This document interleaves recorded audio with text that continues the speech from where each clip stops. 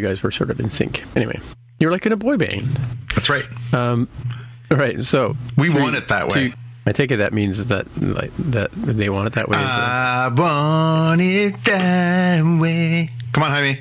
Tell me why ain't nothing but a heartache or mistake. I know enough to get the tune a little bit, but clearly not enough to know the real lyrics. He's got a lunchbox with it on, with the lyrics on the side. Don't listen to him. I was going to say, I'm calling El Paso. There's got to be a NSYNC lunchbox somewhere there. Yeah, he's got the hair. He probably had the blonde hair dye back when he was a kid. I never had the frosted tips. No, I never had the. Never had the frosted you imagine tips. Dad with the hair with frosted tips.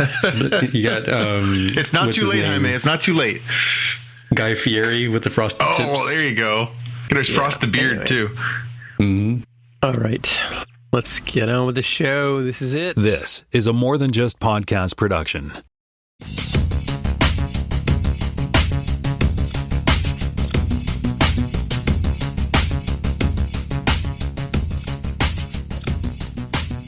Welcome to Spotcast, Season 4, Episode 27. My name is Tim Mitchell. I am still in Toronto, Ontario, working from home. And I'm also joined by Jonathan Kuline, I assume working from home in Mississauga, Ontario. I'm still in the Cave of Wonders. Yes, I can't go anywhere. There's a lot of snow, and it's cold. Lots of books to read. Really cold. Also joined by Jaime Lopez Jr. in Seattle, Washington. How's it going? Home of the Kraken. That's your lead-in, Jaime. Didn't you get something from Carol? Oh, it's not on the topic list. I'm like leading to what particularly. Sorry, are we talking about this now? You don't have to have everything scripted, you know. No, it's fine. Yes, thanks to Tim and family for sending our family a couple masks, one each for me and the missus, and a scarf, kerchief. What's the handkerchief? Scarf. Bandana. Thank you. That's the word I'm looking for our little doggo. So, all with the Kraken branding. I don't know if you ended up finding like a bolt of fabric or something that has that pattern. She did. She went and she told me she found some and saw some and whatever, and so she bought it and custom made them just for you. That's really cool. And I was wondering about this. I'm like, okay, obviously, you know, in my neck of the woods, they would clearly have the local team's bolts of fabric. But I was like, oh, I mean, I guess the NHL is so big in Canada and Toronto in particular. I think it was in a discount bin here in Toronto. I mean, the fact that you even have it, because there's like, you know, a bunch of other teams. Why would you have more than, you know, of course, the Leafs and... Well, generally Leafs and Canadian would be the two that you would get here in Toronto. You know, but like in Ottawa, you would get like the Senators and... Mm-hmm. But yeah, we know. I think generally speaking, if it's a licensed fabric, you can pretty much get just about any team you want, like, you know, Raptors and that stuff, right? And Carol spends like a good third of her life in a fabric store. Jonathan can attest. And by association, I spent a good 40% of my childhood in one. That's true. Reading, or sitting on the curb reading comic books, waiting for somebody to finish. Also, very much. If I had a Jet Bar and a copy of Iron Man, I was all good.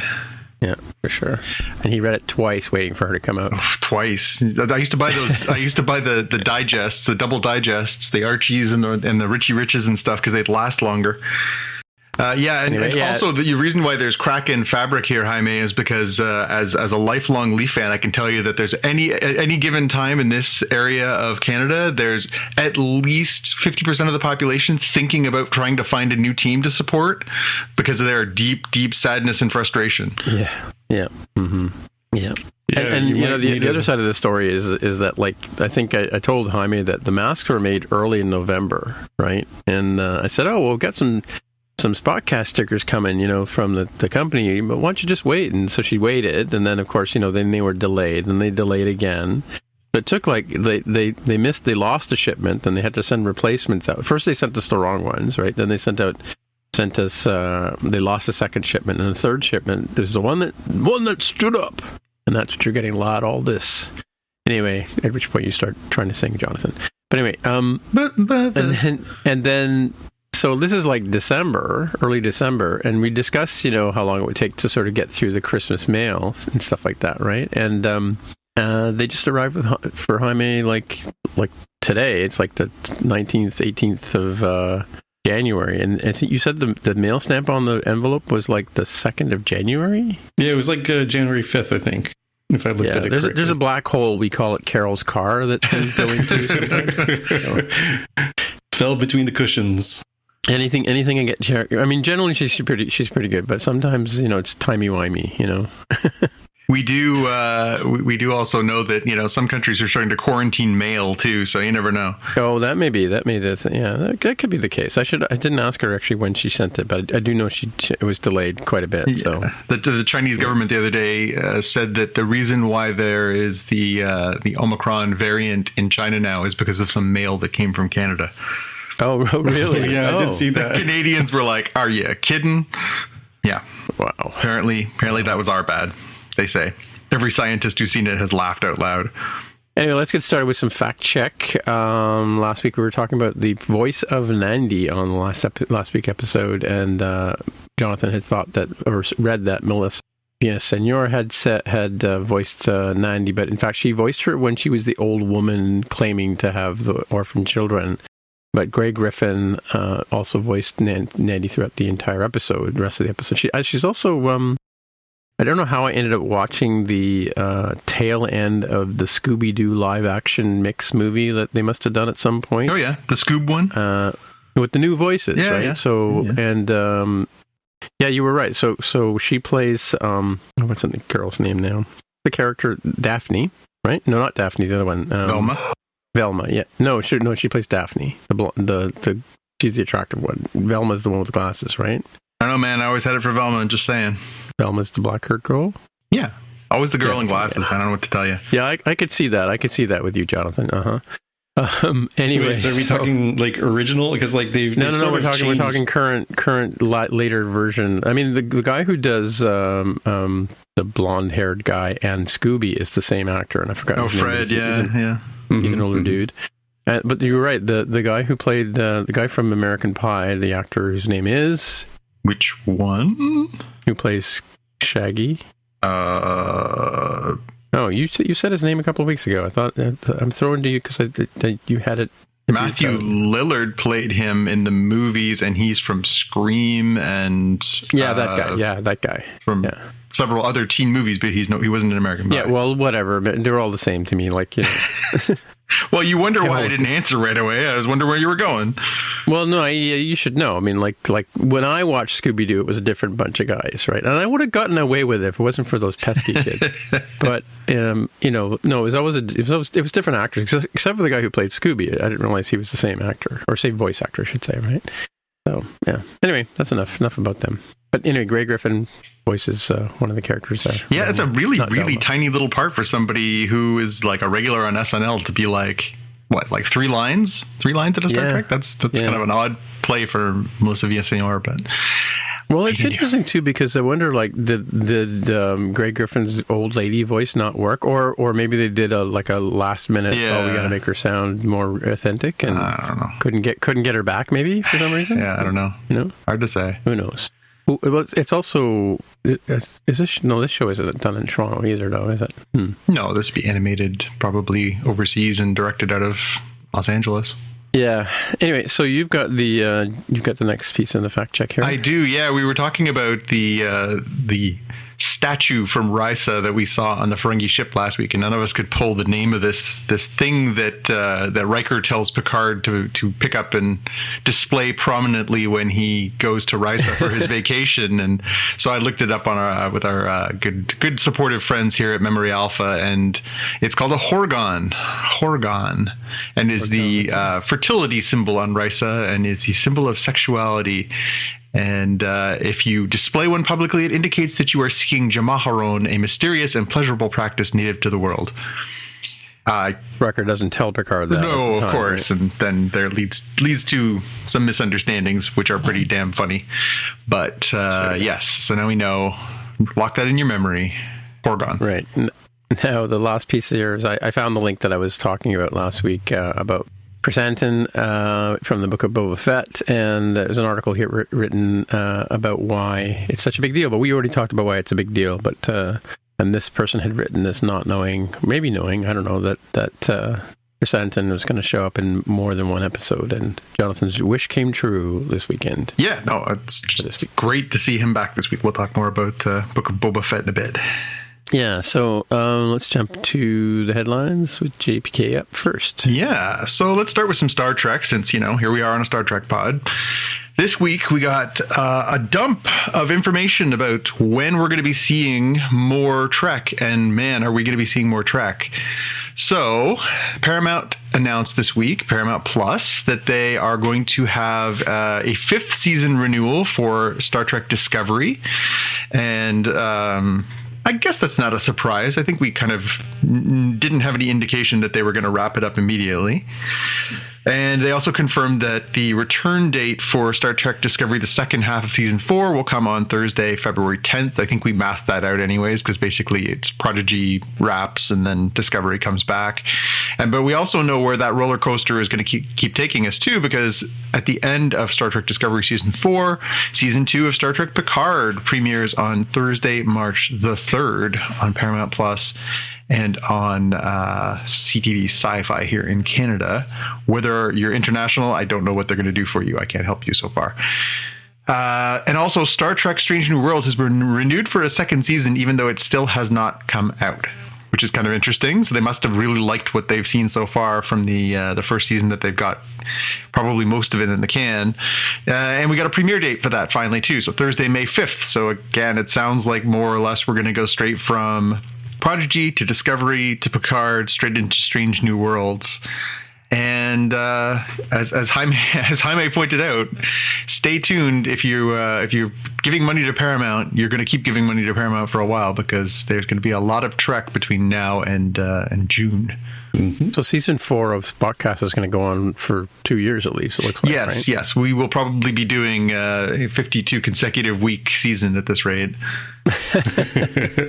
Unless we break it Picard or something like that, right? Yeah, well, we'll see. We'll see where it lines up. But it's a lot of Trek, and it's good. I mean, we talk about that sort of the lulls of the coming and going of all these different shows, and the strategy is sound. Just keep giving people lots of Trek. This is going to basically take you into the summertime, where hiatuses kind of make sense anyways, because a lot of people have other things on the go.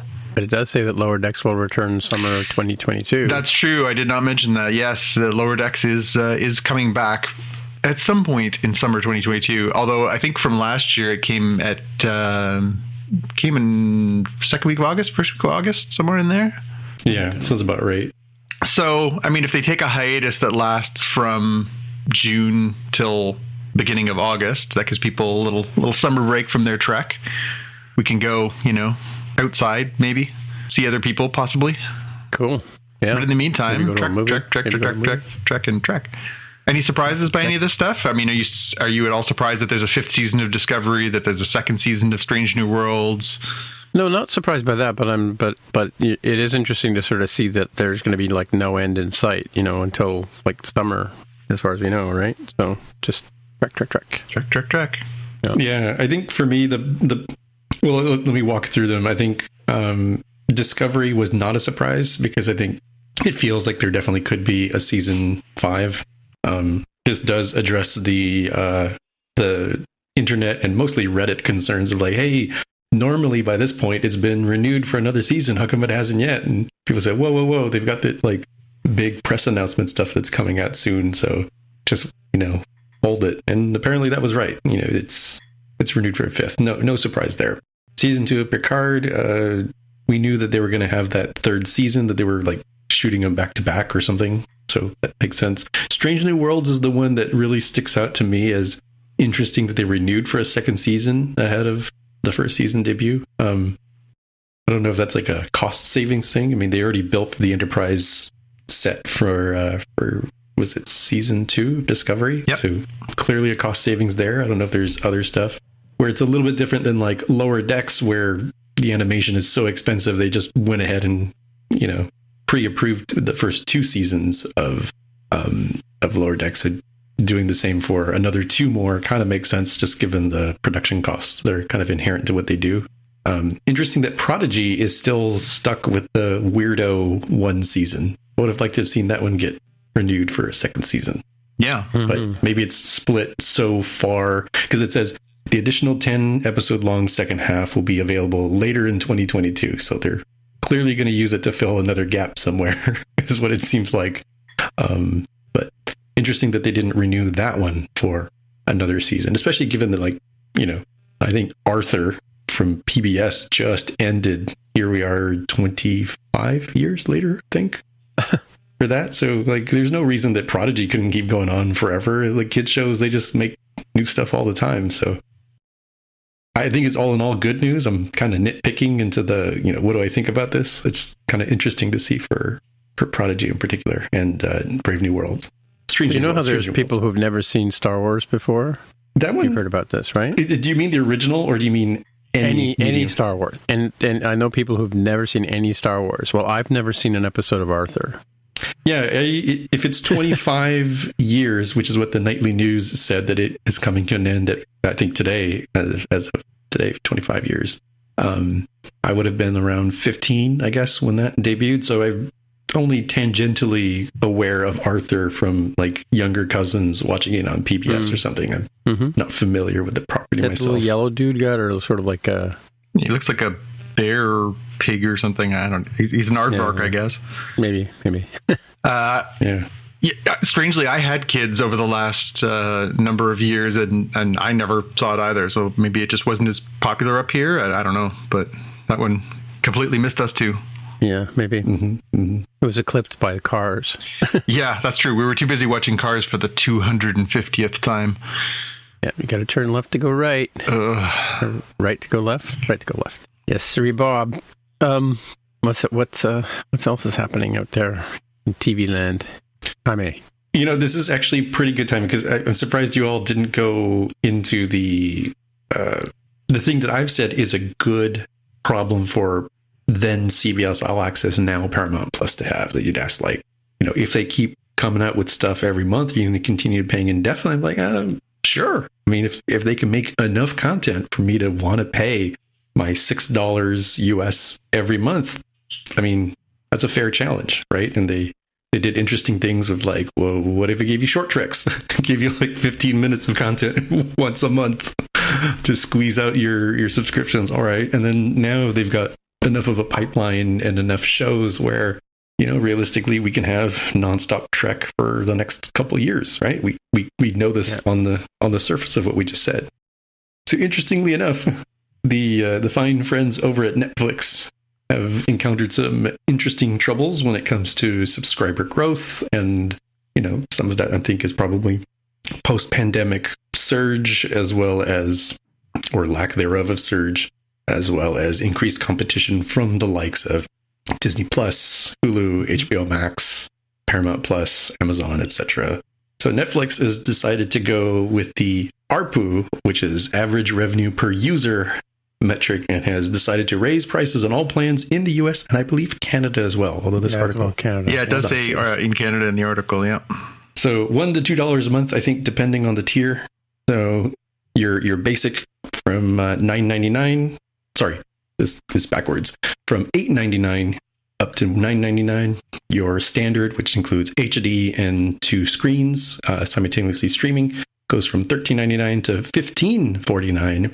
And the premium tier, which has 4K and up to 4 simultaneous streams, goes from $17.99 to a full extra $2 at $19.99 US. So they're getting into that territory of, like, you kind of assume that Netflix is like electricity. Every modern house has it. Yeah. Kind of wonder if that will continue to be true as all these other services start building up bits of content. I mean, I've seen... That means the government of Ontario is going to subsidize our Netflix subscription at some point. Like they do with hydro and heat and gas. Well, and imagine what they could possibly do with this revenue source by raising the prices if they actually build everybody who has it and everybody didn't just share it around with everybody else. Because they were talking about cracking down hard on that, and they never really did. Like, I mean, I still talk to lots of people who are like, I'm using my parents and I'm using blah, blah, blah. And, it still seems like that practice has been going strong since the inception of the online streaming version of Netflix. I thought they were going to start weeding that out and trying to collect more money off the people who were piggybacking. But I as an IT person, I can tell you that's probably a major headache to try and chase that angle. I mean, like it's probably, they probably have, I don't know, maybe 30% of their potential subscribers, doing this kind of thing. There's probably a math and a calculus at some point they just do. It's like trying to fight spam. There's just no point, There's only so much bashing you can do, right? I guess, but then we're also talking about tens of millions of dollars of lost revenue each month, so I guess you have to weigh that. That's true. Same thing with spam. Spam costs a lot of money to deal with. I mean, like I said, I've run mail servers in the past. Just as for example, 98% of the mail coming into a mail server is spam. So where's the cost savings? You can't turn around and charge people an arm and a leg for email hosting because of spam, right? Yeah. I think share. I mean, what are they going to do? How are they going to police it? How are they going to enforce it? I mean, look at those letters we used to get from Game of Thrones. They're comical, really. Yeah. Did they ever take anybody to court over that? It's possible, but I know they did over bootleg discs and Napster kind of activities, but it never. I think it's just too rampant. Yeah. Yeah. No, it's a hard war to wage, but the problem also is that those of us who are paying are going to continue paying more because there are people who aren't paying, right? True. Yeah. But I got to admit, to your point, Jaime, I ended up seeing that announcement earlier this week and thinking to myself, maybe not yet, but maybe I could live without Netflix. Yeah. Yeah. I mean, there's good content on there, but it's not. At this point, there's nothing on there right this second that I can't live without. And of the anticipated things that I know of that they're bringing, the only one that sort of keeps me intrigued is I'd like to see what happens in Stranger Things. But I could drop it for 6 months or 8 months or however long it's going to be till that comes back and then get it for a month and binge. I might go to the Lopez calculus on this. Yeah, see, the same with me. The thing is that, if you ask me what I spend my time on, I watch just about everything that Apple puts out, but they're not nearly as prolific as, say, Disney, right? I spend more time in Disney and Crave than anything else. I mean, I go to Netflix, I go, oh yeah, I better go check Netflix, see if there's something in there. I have admittedly watched a couple of things recently, a couple of movies that I wanted to catch up on. Like the Sparks movie finally came out, the Sparks Brothers, and as soon as I saw that was on the thing, I just stopped what I was doing and watched that. Right, Edgar Wright movie and I was a Sparks fan when I was a kid. So, but yeah, I mean, Netflix, I remember that I have a Netflix subscription every now and then and go and check stuff out. Right. Oh, I am catching up on the Daredevil stuff right now. But yeah, you're right. For me, I could go in once every 6 months and catch up and then get back out again. Right. Yep. Which is a strange realization, especially when you think about the landscape and just sort of, as you say, it was so totally ubiquitous. Everybody has it. Everybody. Again, we did our Spocky Awards. Everybody's watched something on Netflix this year. It's the go-to streaming service, but maybe it won't always be. Yeah. Well, I mean, they started out as a disc service. Yep. I don't know if it was that way too, but here we had Blockbuster Video, we had Jumbo Video, and you used to go there, and that's where you got your movies, right? And then when Netflix came out with the model where they would send you the discs to your house and you kept them, for however long, and you just return them like a library card, that was a great model, right? And then when they went to online, it was, I think great from that point of view. I think they probably were late to getting that all across North America. So I know that there's some states where internet wasn't really a huge thing, and to this day, I think some places just don't have good bandwidth, right? And I'm sure it is like that in Northern Canada as well. But their ubiquity came out of the disc rental service that they started, right? That's how they started their whole business, right? But the thing about Netflix was when it was that, they had an immense catalog of stuff that you could get. Yeah. And then when Netflix first moved into streaming, they just quickly started buying up all the back catalog material from other places that didn't have streaming services at that point. So they had just this wealth of content that you could get into, and it was an amazing deal for the price you were paying for it to get that much content for that price. As time has gone by and the services have started to fragment and the landscape has changed, again, there's still lots of quality films on Netflix. But I don't think it's quite the one-stop shop that it was 5 years ago, where now it's kind of the BlackBerry of streaming. You think about it, like BlackBerry was the phone to go to for a long time, and it kind of got eaten up by Android and iOS. So. Well, and especially there will come a time where the contracts will end with, places like Disney and others, and, Netflix will start to get outbid on things more and more, and, there is a path to the end. Yeah, so I was going to ask Jaime about his comment earlier that, are you thinking, did you read anywhere that the reason for the price increase was not because of declining revenues from competition? It's so complicated. If you look at their stock and their quarterly results, it's problematic because Netflix missed on its own estimates. I don't recall if that was on revenue or subscriber growth. But the challenge, given as we're sitting here in January of 2022, is Netflix and all these other streaming services had these huge bumps during the lockdowns. Early on, the Tiger King era of the internet, where literally everybody, it seems, literally metaphorically, everybody saw this one series, and that's great. But it's such a weird, unnatural boost to your subscriber numbers and viewer numbers that it kind of makes it hard to have sort of go back to normality. As yes, we're not past the pandemic as we sit here, but it's opened up more than locked down, can't go out at all, right? So there's sort of less opportunity for people to watch. On top of, over the last couple of years, 2 years ago, we had we were in the second season of Discovery, and it was the only Star Trek show, right? 2 years ago? Because Picard is a year old, Lower Decks is a year old. Yeah. So not much there, competition-wise, out of then CBS All Access. HBO Max, if it existed, it was just getting off the ground. Disney Plus, I think good backlog, handful of shows, but not much. I think 2 years ago they would have had beginnings of Mandalorian probably. So here we are with these back catalogs being built up for all of these different services, and I didn't even include Apple TV Plus, which has clearly been building up in the meantime as well, right? So you have all of these things that are just making it challenging to sit at the top of the heap as Netflix has done for so long, where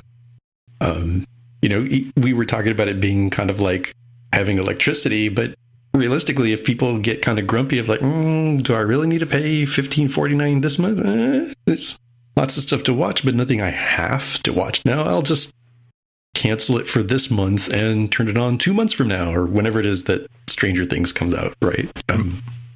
Because it's so easy. It's not calling the cable company and having them, keep you on the phone for 45 minutes and all you want to do is cancel. No, it's go into the app, cancel, done. And then when you want it, you go right back in, whether you're, in bed, you're on the bus, you're sitting there on the toilet and you stop playing Wordle for a while and you decide to say, I'll turn that Netflix back on. Okay, cool. It's so easy to do that. I think that's the danger for them of how is the market going to react to them, the stock market, that is, react to them not being the, number one with the bullet sort of thing of being no, now you truly are competing with everybody else and what you got. Mm-hmm. Yeah.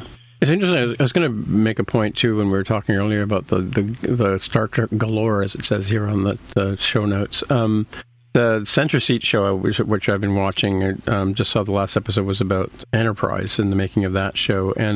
But one sort of theme that runs through the show Center Seat, and we've talked about this before, is UPN and how UPN was a network that was stood up, and their big cash cow was Voyager and Deep Space Nine, right?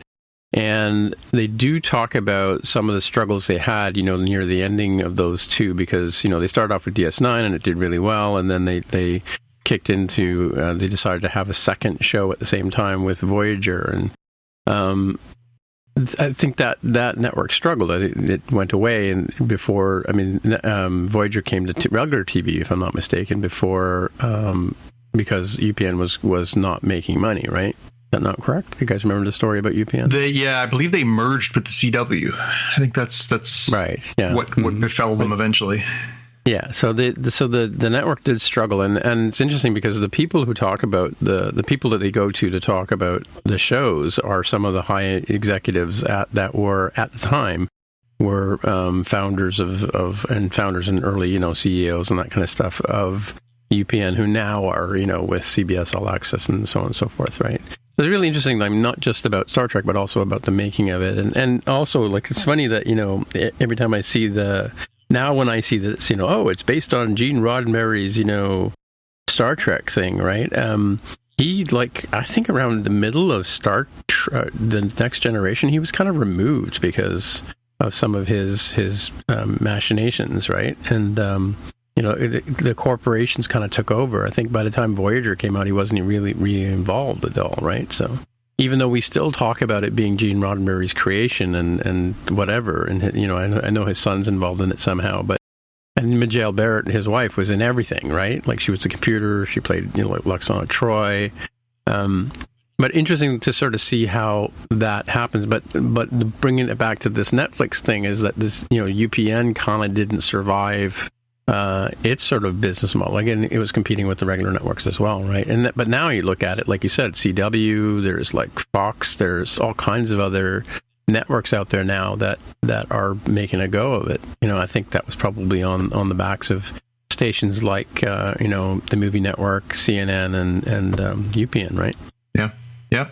It's going to be interesting to see how this plays out over the course of time. The Holy Roman Empire fell. Netflix could too. The concrete lasted. Is Netflix now the highest cost subscription service? Yes. Well, there may well be, of the 200 services, there may be a specific one that caters to a specific need that is higher, but of the most popular sort of top 5, they are. I mean, like Apple's what? How much is Apple? I just paid $40. $6 Canadian a month, maybe $5 US, maybe. And Disney is $9 or something? Something like that, yeah. Amazon's rolled into, I think I pay $80 a year or something like that for my Amazon Prime, so that's kind of rolled in there. That's quite a low cost considering. Yeah. Crave is $20 a month for the one with all the HBO and that stuff. Yeah. So, that's arguably expensive, but when you factor in that it's not just HBO, it's also HBO plus a ton of other content from Canadian acquisitions otherwise, plus original content. It's but so I think it's going to be $21 or $22 for Netflix here in Canada for the top tier package. So wow. Which one do you have? I have the top tier package. It's the only way you can get the 4K, right? You need that to get the 4K package.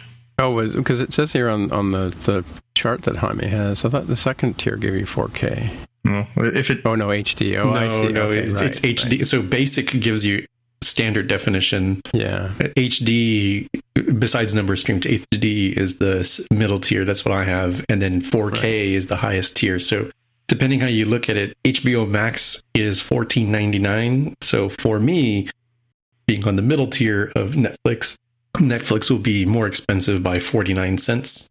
Obviously, if the Netflix CEO is here, he'd be like, well, that's different than our basic tier, which is only X. And then HBO will be like, well, wait a minute, their most expensive one is 19, and they just point fingers at each other. Realistically, it's up there, right? It's number 1 or number 2. Yeah. Wow. And if you didn't have 4K, you'd have to leave home, right, John? I don't think I could live with number 1 fan if I didn't have 4K. So there's that. He'd be an insufferable pain in the ass is what he'd be. All right, let's jump on to the next thing, which is we did get some news here in Ontario today that the provincial... Speaking of insufferable pains in the ass. Yeah, right? Well, yeah. Our premier announced today, that's governor for you Americans, that we are going to be slowly opening businesses back up and lifting restrictions in the wake of the... we still haven't hit the peak of Omicron here in Ontario, and I say that having spoken to a epidemiologist this morning. But irrespective of that, on January 31st, 2022, we are going to start seeing those restrictions starting to lift, including the restrictions on movie theaters. So they will be allowed to reopen at 50% capacity starting on January 31st. So, if there was some movie you wanted to see and you were feeling particularly daring, or you perhaps had already battled through the Omicron variant, like some people we know, then you could trot yourself to the movies and enjoy yourself. They haven't said anything specific. I haven't seen anything written down today about lifting restrictions on food orders or any of that kind of stuff. I would imagine that will continue, but they did lift or set the date for the first set of restriction lifting, and then they set up ones for a second and third lifting over the course of February and March, eventually leading back to a more sort of pre-Omicron status, which allowed for full people to go to the theater, full people to eat at the theater, yada yada yada yada. So movies are back, if you so dare. Yeah, that's interesting. I don't know. I doubt the science, of this. But what can I say? There are a lot of sports that have attendees in the 50 range, concerts and other things like that. That strikes me as like a weird number for something other than like this is the bake sale for our local elementary school or something. It's like in the States, like, all the American, when you watch the NHL games in the States, it's like there's like no COVID at all. Like it's just wide open, right? Whereas in Canada, the Maple Leafs and the Montreal Canadiens have no fans in the stands, right? I don't know about the other teams in Canada, but I assume it's the same thing, right? It's almost like south of the border. It's like you said, it's a party, right? Yeah, but I guess it's a weird. I'm picking most specifically at the number where the U.S. largely went from no fans to like 10,000 in the stands to COVID's over, kind of like full capacity. 50 is so close to zero that it might as well be zero, is what I'm kind of confused about. When you consider like some of our megaplexes that have like 10 theaters in it, like Jonathan and I've gone to, like there's a big one near him, and it's got the big IMAX. It's got the big IMAX and a couple of IMAX and a UVX screen or something. Yeah, Ultra AVX, right? Yeah. Ultra AVX, yeah. And those screens are generally busy, and then there's a whole wing of smaller theaters or smaller screening rooms that just seem to be a ghost town at that place, right? And the same thing was when I went down to the Scotiabank Plaza or Scotiabank Theatre down here in Toronto. Some of the bigger theaters were full, and there weren't like the masses of people milling around, kind of thing, right? So it's kind of strange to. And then you've got the other side of the coin where in the UK they've determined that you don't need to wear a mask anymore, like just because Boris Johnson says so, right? And he's obviously a medical marvel himself, right? Because I don't know. Yeah, I just don't get it. I don't understand how people can just flip a switch and say, okay, COVID's over, right? Because it isn't, in my opinion. Agreed. Well, from that, let's spin into something a little happier. We got our first teaser trailer for Moon Knight this week, and we also got an official release date for the Disney Plus series starring Oscar Isaacs and Ethan Hawke, which is coming on March 30th. It was a teaser that they dropped during the Monday night NFL playoff game and then immediately chucked up on all the socials. It's been watched like crazy. I assume you two gentlemen have had a chance to see this now? Yeah, I think I saw it when it came out initially, but this is the one that they had the trailer for the trailer. They did. They had a trailer for trailer. Yeah. We'll get to that. There's another one of those coming up in the next story, but yeah, what do you think? What are your impressions of Moon Knight? I'm curious. I would imagine you Tim have no history with Moon Knight. I don't know, Jaime, if you've ever been a Moon Knight comic fan. I'm not really familiar with the character. I'm aware of the character, but if you sat down and asked me anything other than, draw what the character vaguely looks like and the color scheme, I would not have been able to tell you any of the powers or backstory or basic conflict. So I'm coming into this pretty ignorant of the character, although this does look exciting to me. Mm-hmm. Yeah, I was going to say, if I had to go just on this trailer, it does look like an interesting movie. Probably more interesting than Eternals trailer did. Yep. I really wasn't, knocked off about that. But I mean, like, it does sort of have. The trailer is good. The way they pace it, how they kind of sort of reveal the story a little bit, without hopefully giving too much away.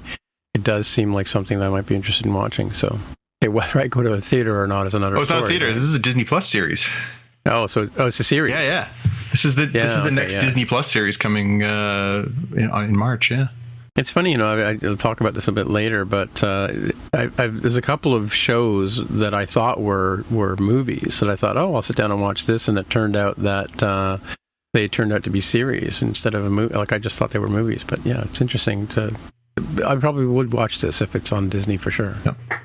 Yeah, I thought there was a very effective trailer in that they give you a taste of the sort of the mystery of it and sort of the madness of it without taking you too far down the road. Like you get a sense from that trailer, okay, this person's got some mental health problems, and clearly somehow that is going to be tied to his identity, his super identity. And then you get the whole, why are you calling me Mark? My name's not Mark. So there's this sort of immediate, curiosity, the hook that grabs you and sort of says, well, why does he not think he's Mark if somebody else thinks he's Mark? And yeah, so I think they do an effective job of really sort of setting the stakes for what could be an interesting little twisting, turning kind of storyline of Mark Spector is a very troubled character in the comic books with a lot of complexity to him, and I think they're going to do a good job of capturing that. And I think Oscar Isaacs is a great actor, and I think he's going to do a good job of delivering that too. And then tying to that Ethan Hawke's in it, and I'm a big Ethan Hawke fan, so I'm looking forward to seeing how this all gets realized.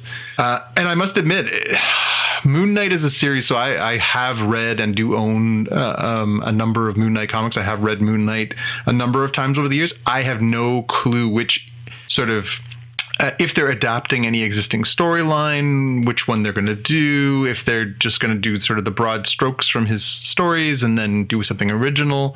So I'm kind of coming into this, probably of all the things they've done so far, probably the freshest, which is kind of exciting for me because sometimes it is a little bit, prescriptive to know where some of these things are going. Obviously, some of these are based on stories that have been around for 40, 50, 60 years. Again, the whole, we talked about that during the Hawkeye stuff that, Jack, the swordsman, swordsman appeared in like Avengers number 19 in 1964. Like, I mean, spoilers, kids, that character's been around for 60 years. Like, I'm looking forward to finally a series where maybe there's a little bit more of a something fresh, something new, a twist I don't see. And I've seen on the comic book side, as an active reader and collector, I've seen the market for certain books that are more modern from the Moon Knight runs that are starting to really climb up in value, and people speculating, this character from this series is going to be in it. This character from this series is going to be, if they do a second series, they're definitely going to need this character. So some of his nemesis, some of his friends and all that kind of stuff, those books are starting to go up. So I'm hoping that that's something that's just sort of fresh and new. On the flip side of the good news we got from Moon Knight, we got some bad news from Moon Knight the other day. So we got news this week that Gaspar Ulliel, who is going to be appearing in the Moon Knight series, was killed in a skiing accident this week in France. He is a Frenchman, French actor, and he was going to be playing the part of Midnight Man in, still is, I assume, going to play the part of Midnight Man in the Moon Knight series. And he was just 37 years old. Apparently he grew up in the French Alps, was a huge fan of skiing. It was one of the most important parts of his life, and he died, unfortunately, doing something he loved this week. But so kind of weird, unfortunate, tragic, as he was getting this really big role on this major platform, he was unfortunately passed on. I don't think I quite caught, because I'm not familiar with the series. Which character is he in the show? He'll be playing Midnight Man. Which is who? I don't. Is there a TLDR without getting too spoilery? Not really? Okay. I guess we'll wait it out. Yeah, it would probably be better if we don't go too far down that road. But it sounds like an important character. That's a key part of the mythos. Yep. Okay, got it. Yep. So I don't know how integrated in this plot line his character is. Like, that part is really unclear. But yeah, it'll be interesting to see. If they do like a tribute to him or something in one of these episodes, or how they deal with this very unexpected tragedy. Wow, that's pretty wild. Yeah. All right, let's try and shake off this sadness and move on to a trailer for a movie. No, a trailer for a TV show. So there was a trailer drop on Amazon Prime this week, which made me laugh so hard. It was a trailer to promote the name of the new Lord of the Rings series. And man, they drew it out. It was so drawn out. It was so, the one ring to rule them all. And the whole thing with the fire and the Mount Doom and the whole, all to tell us the name of the series that is still not coming for another 9 months. Cool. So Lord of the Rings, Rings of Power, which is going to apparently be told in that era in which the Rings of Power are given to the different groups of Middle-earth, dropped. Anybody get excited by this trailer for a name? I mean, at a minute long, it's a little long for a name where it's like, well, this could have been a still picture that I saw on Twitter, right? Like, I understand what they tried to do of like, let's use, and I looked this up on Wikipedia, the rhyme of the rings to give you something to look at. And, while they've got the gold that's forming the one ring. So at least we know from that sort of basic setup that the Rings of Power presumably covers the 20 rings, which if you're counting at home, it's the one ring that Sauron has. You have the 3 rings given to the elves, which I think we know a fair amount about because they did show up in, I think, Lord of the Rings. Mm-hmm. We don't know much about the 7 rings given to the dwarf lords.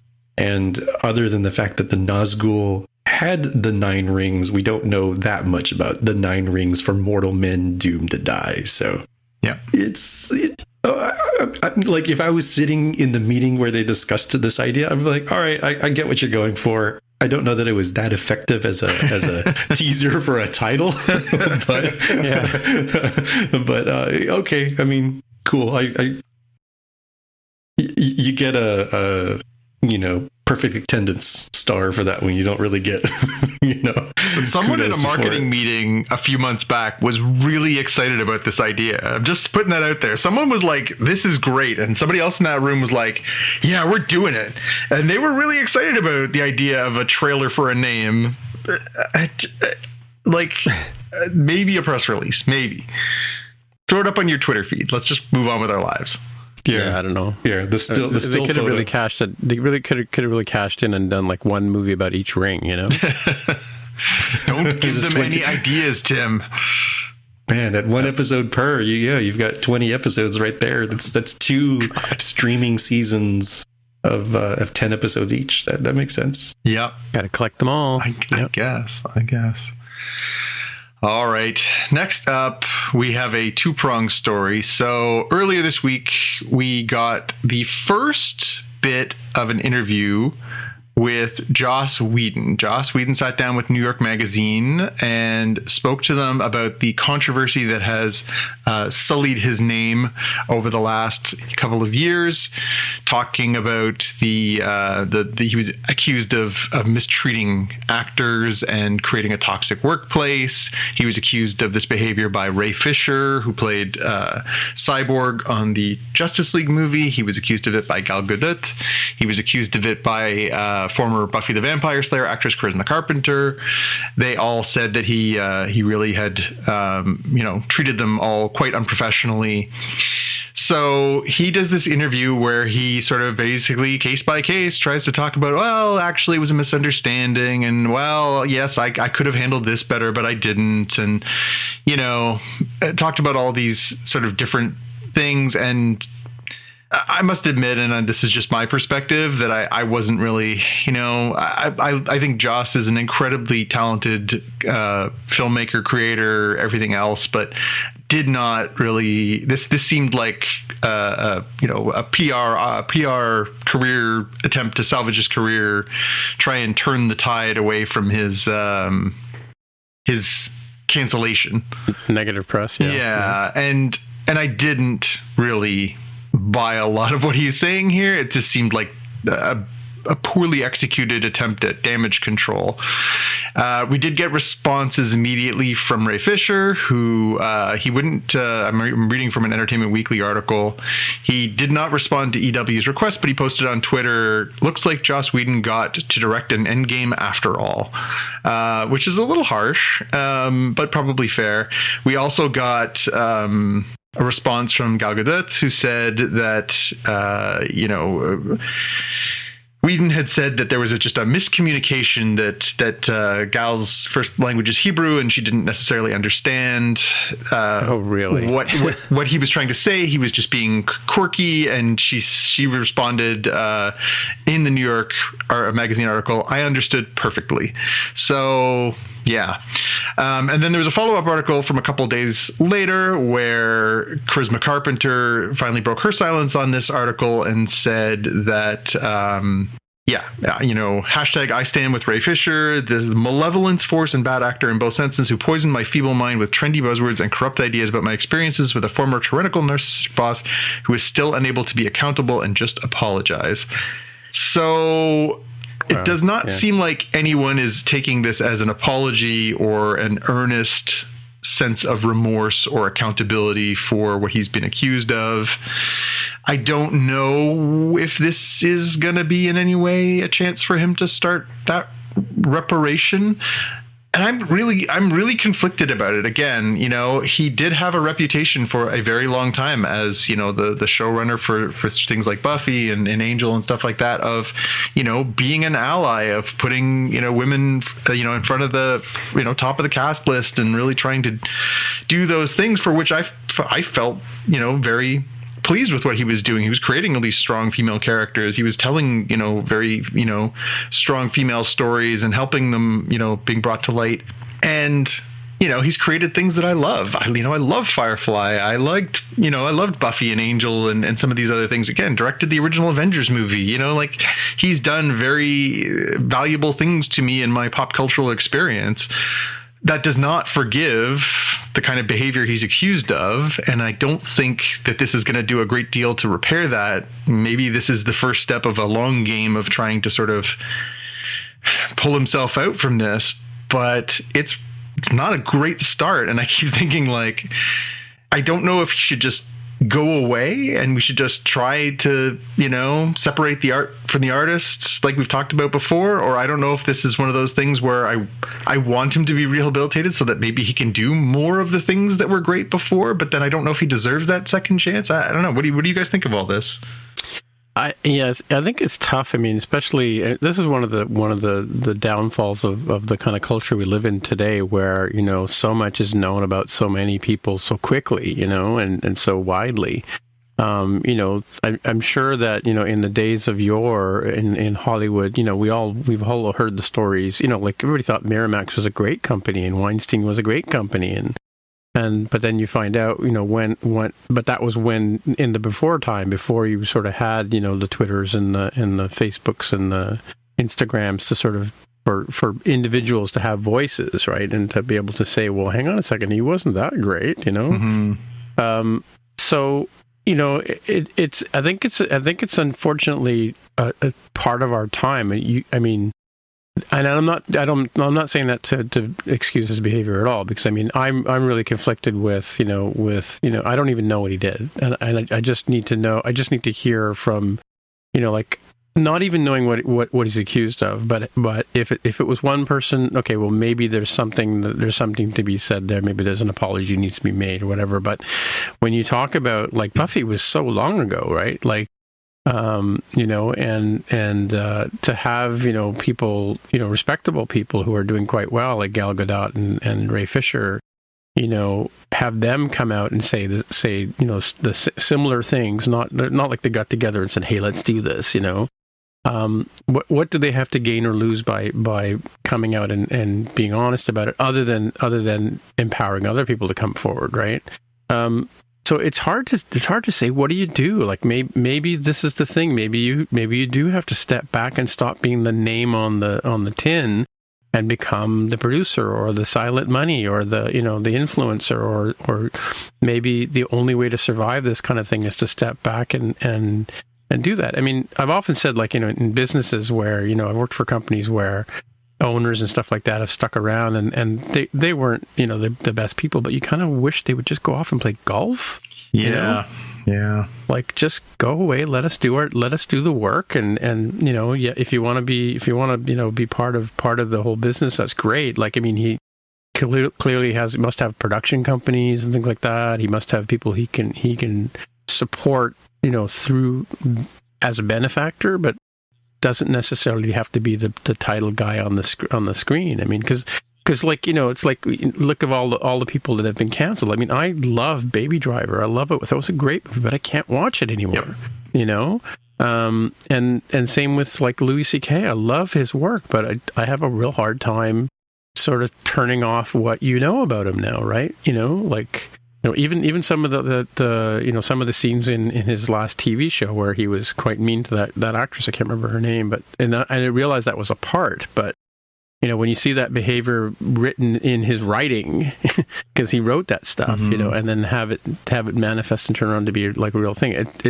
I think this whole, I mean, you can even go back as far as Michael Jackson, but I mean, the thing is, like even before that, like there was stuff going on that you didn't hear about it because we whether we had blinders on or it was just masked, or there just wasn't that ubiquity of information that there is today since the internet turned on the fire hose, right? So I think he should just go play golf. Yeah, it is a really terrible situation here for a lot involved here. I'm going to look at the quote that stuck out to me from this Entertainment Weekly EW article. This is Ray Fisher, who played Cyborg, I think, in Justice League. Yep.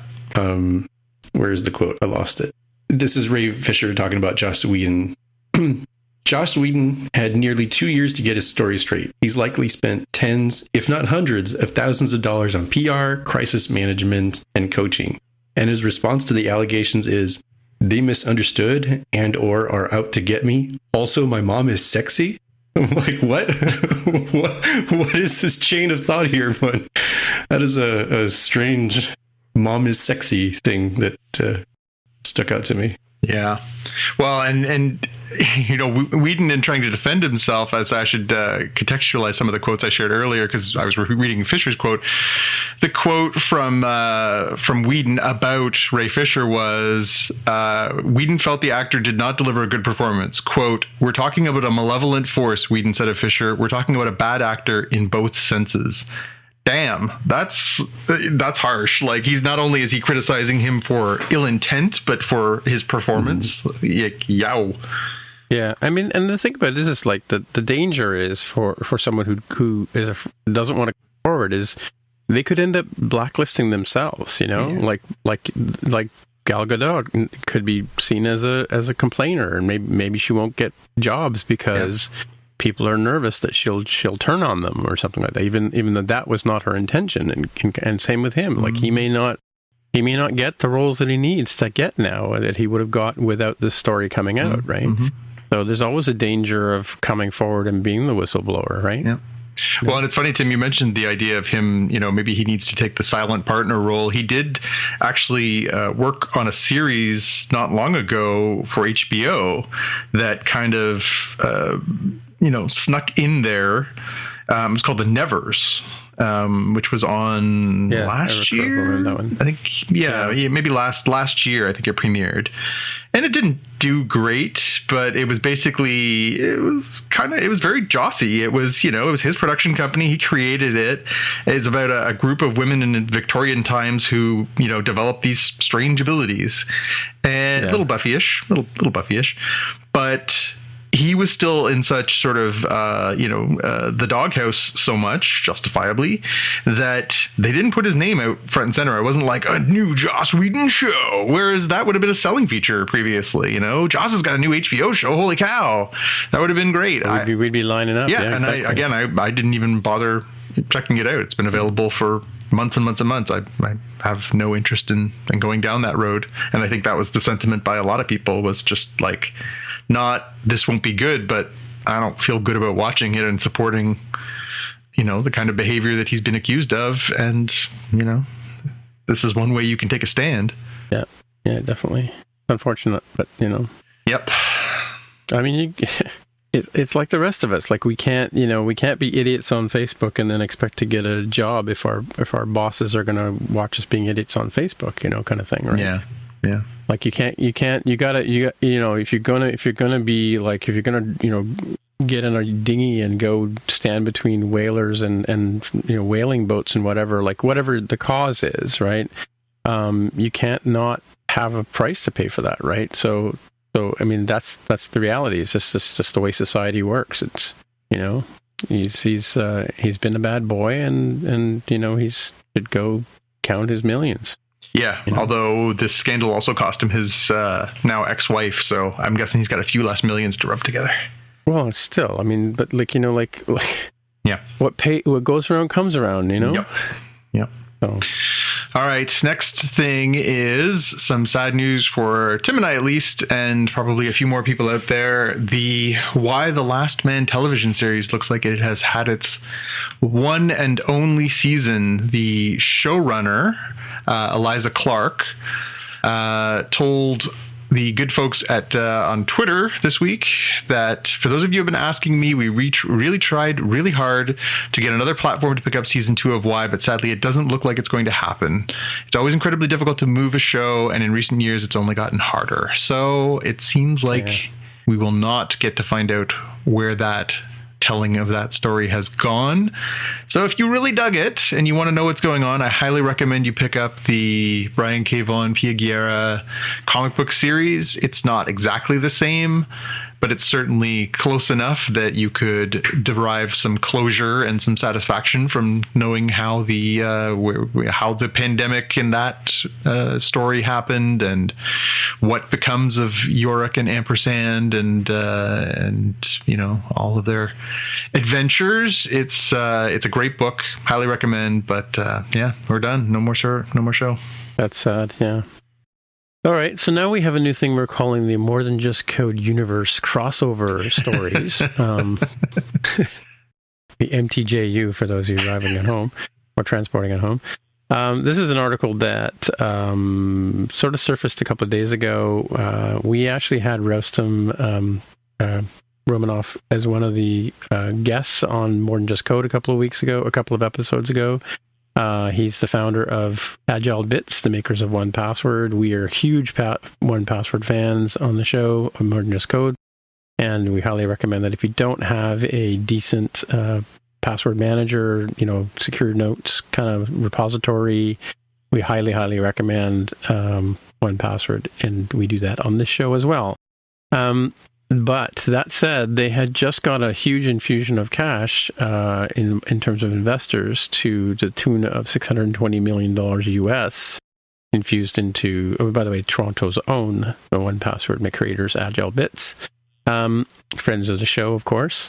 But the money was put together by a number of X-Men and Avengers actors, like, Ryan Reynolds and Stark, what's his name again? Robert Downey Jr.? Robert Downey Jr. I'm just going to rattle off some names here from the article. This is in the Toronto Star for those of you driving at home, so we apologize about their firewall. Scarlett Johansson, Chris Evans, as well as people like Ashton Kutcher, Rita Wilson, Trevor Noah, Justin Timberlake, Pharrell Williams, Matthew McConaughey.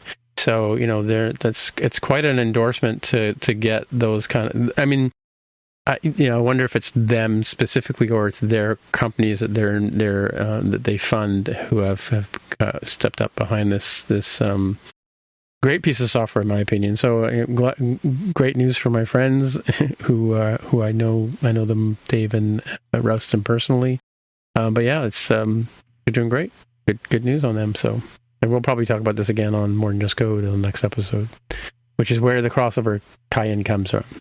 Right. I don't have, and maybe for the this is the cliffhanger for like dun dun dun that leads into the other crossover episode. So I was looking at the valuation. So they raised $620 million at a $6.8 billion valuation. Okay, interesting. So the valuation. Oh, I didn't catch the billion with a B. Yeah, it's interesting. Yeah, 620 million with an M and 6.8 billion with a B. Revenues from a different article from CNBC says that they expect 2021 to come in so at 150 million, which means this would be valued at 45 times revenue, which Mark can probably answer is that high? It seems pretty high to me. But it is also interesting that businesses account for about 60% of 1Password's revenue, which I think speaks to this is definitely a business SaaS play when it comes to the investments right there. They're not getting rich on helping you and your family manage their accounts. They're getting rich on helping, every startup and larger and larger companies like not have to keep the passwords on sticky notes or send around an email, or God forbid, use password 12345 as the password or something. Yeah. Well, if you listen to the episode of More Than Just Code where Rustin was on, he talks about the day I met him was he did a talk at NS North in 2014, and he tells the story of how that particular conference was a big time for them, because that was when they sat down and figured out what they wanted to do with the company, and they determined that businesses was the way to go, and that's when they started the 1Password, multi-user type account. Like I have a family account, so a couple of my grandsons and myself share an account along with Carol, and but if you have a business or whatever, you can buy into this, and that was a huge groundbreaking moment for them as a company to sort of do that. So I mean, check it out. I mean, he's an interesting character because he came from Russia, and we were both fans of the 72 Summit series, and he was told in school that the Russians won the series. So we talked about that. And Paul Henderson was killed in a plane crash on the way home. Yeah, exactly. That's so weird to be like, do you believe in miracles? Yes. Yeah. It's just like completely flies over his head. And you were like, what, how do you not know this? Yeah. Every 4 years, you're forced to see this if you're watching any of the USA coverage of the Winter Olympics, which, I mean, granted, you all have your own over there in Canada, but surely when you're like, oh, I don't like this particular sport, let me switch over to the USA networks. Yeah. Well, we have the 72 Summit series where Canada beat Russia, and you guys have the 80 Olympics, and that's and even. Wait a minute, hang on. Let's back up because I was in Canada for one of the games in Toronto, and they lost. I mean, they got their asses handed to them. And if I'm not mistaken, like I don't know who did the math on this series. Well, I do know who did the math on this series, and he's another guy that got canceled. But anyway, I think it was 8-game series. How do you determine who won on an 8-game series? I think it was four. They lost all the games in Canada, and I think Canada won the games in Russia. I mean, I don't think there was no round robin-y kind of. Yeah, no, I think it was total. Goals? Total wins and losses. I think there was ties in there too. I'll just look it up quickly here, but I think there was ties in there too. Like it's funny because Carol used to work at the Hockey News, and it's funny how you kind of look in at your world, or you see the world from your perspective. They thought that the Paul Henderson goal against the Russian goaltender, I believe it was Vladimir Tretiak at the time, but that was a defining moment in Canadian history. Yep. I'll let that sit there for a minute. So here's how it went. So Russia won the first game, Canada won the second game, they tied the third game, and Russia won the fourth game. So they went back. Those were all played in Canada. So I was at the second game. I thought they lost. Yeah. So those were the games played in Canada. So Russia went back to Russia. This is the Soviet Union, of course, back then. Went back to the Soviet Union, up 2 wins, 1 loss, 1 tie. Then they won game 5. So that put them up 3-1-1. So if they had won one more game, they would have won the majority of the series and thereby won the series. And then Canada came back and won 3-2, 4-3, and 6-5 to end up with 4 wins, 3 losses, and 1 tie, thereby winning the series. Okay. Well, all right. But they were close. They were really close. Sorry, Rouston, you were wrong. What can I say?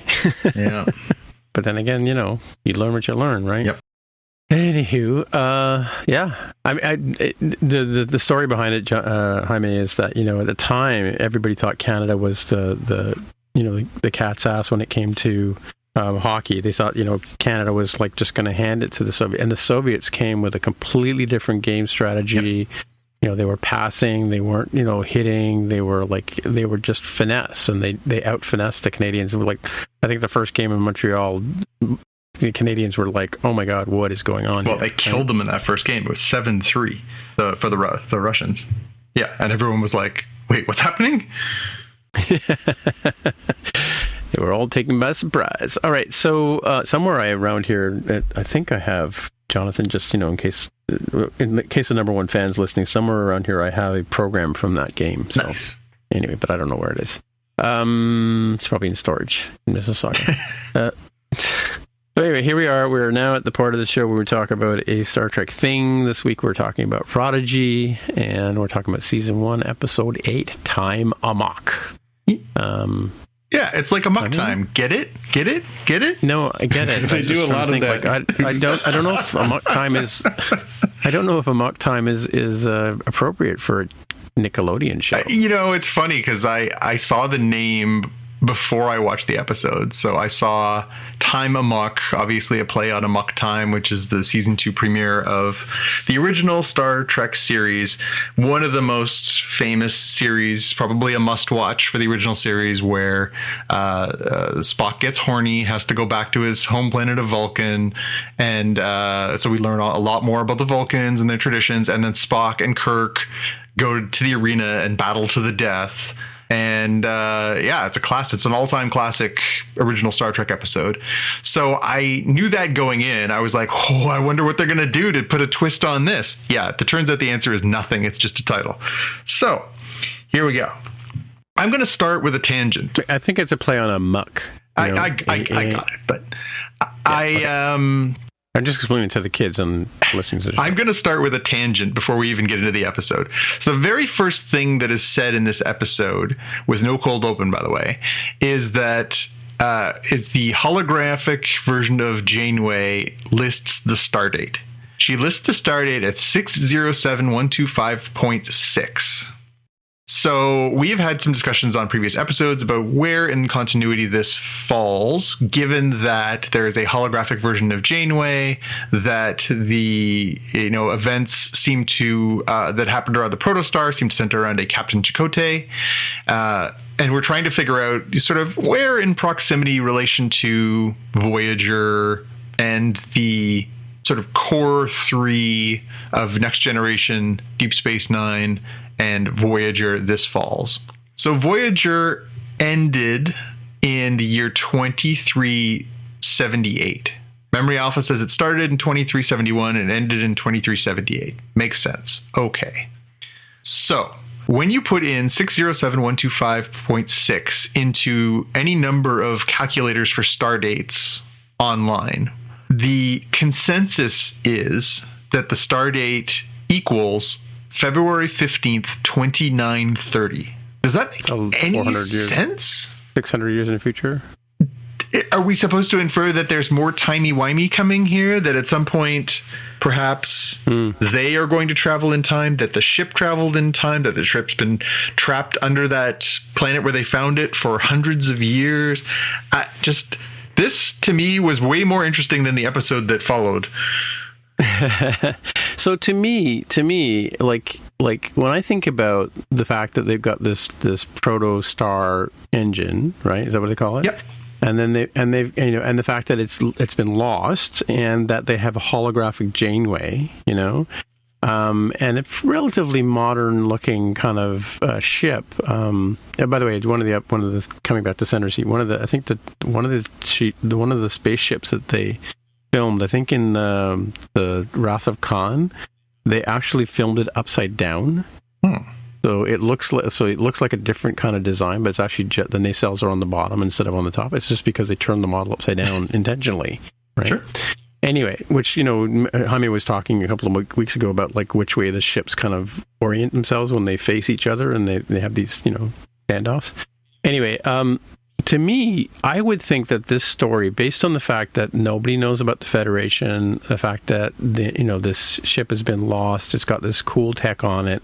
If you had told me this story took place 250 years past like Picard and Discovery, original Discovery, before they went timey-wimey as well, I would have bought that as a premise. I would have said, yeah, that makes sense. Like, because for this to be like, and I think a couple of episodes ago we calculated, or I think on Jaime was saying on the webs that they were on the Reddits, they were saying that it was like 17 years hence, like forward, or 7 years forward from the beginning of Voyager. It would make no sense to me that they would have a holographic Janeway at that point.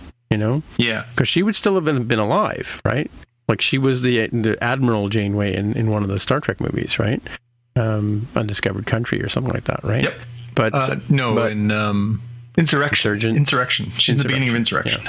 Yeah. So to me, yeah, for this to be in the same time frame as Voyager makes no sense. For it to be in the future, like at some arbitrary point, I buy that. So these numbers don't make sense because, like you're saying, 2378 is when Voyager ended, and now we're talking 2930. Or does like time and space distort as you move further away from our galaxy, kind of thing, right? So, what do you think, Jaime? Yeah, I can't answer precisely mathematically what the heck is going on here, so I really hope they get to that at some point, because it's getting weird in terms of time, and I'm not sure how it makes sense. I think clearly, to me, Prodigy takes place in some sort of future where they do have cool holographic Janeway. They do have, apparently, unless this is a recording before we went into deep freeze for 1,000 years or something, like of older, but not necessarily end of his life, just older Chakotay, right, as the captain from that exactly, video. Yeah. I'm hoping they answer, because it's getting weird. It's getting really hard to figure out how this fits together, and I'm sure they do have an idea. It's just not clear yet. So, well, even in the Memory Alpha entry that I have here from about this show about Prodigy, I think Memory Alpha is crowdsourced, so it's put together by people like us, right? It says right on the tin, in 2383, 5 years after USS Voyager returned to Earth, a motley crew of young alien prison miners on Tar's Lamora prison colony, Delta Quadrant, find an abandoned Starfleet ship, the USS Protostar, right? So they're saying 5 years after. Well, when did Voyager return to Earth, though? Did they do a timey-wimey thing when they came back? No, they used the transwarp conduit. They didn't. It was. They took a shortcut as opposed to a timey-wimey, although the timey-wimey is certainly there. But they ended up in the same like they ended up coming back in their own life. Yeah, right? 7 years. It took them 7 years to come back, which is exactly how long the show aired for. Right. Okay. But it was supposed to take them, I think when they landed in the Delta Quadrant at first, they said it was going to take them like 80 years or 100 years or something like that. Okay. I might have found an answer, and I found it on the message board for trekmovie.com, which is not a bad site. I go there from time to time. So lots of people on there said the same thing. Ran this starting through the calculator. It makes no sense. What the heck's going on? One person commented, this is not attributed anywhere, so take it with a grain of salt. According to Star Trek Prodigy producer Aaron Waltke, the Stardate's unusual number was the first hint in the episode that time was already being distorted, namely hologram Janeway's temporal settings were already being affected by the approaching tachyon storm, something she approaches and observes later in the episode. So maybe she was messed up by that. So maybe her recording that in her computer ease, she was thinking that that's when it was, and that we were supposed to interpret that was when the time had gone wonky. Did Microsoft make holographic Janeway or something? Wow. Shots fired, Tim. Shots fired. Goodness. You off by one, probably. Bad floating point unit.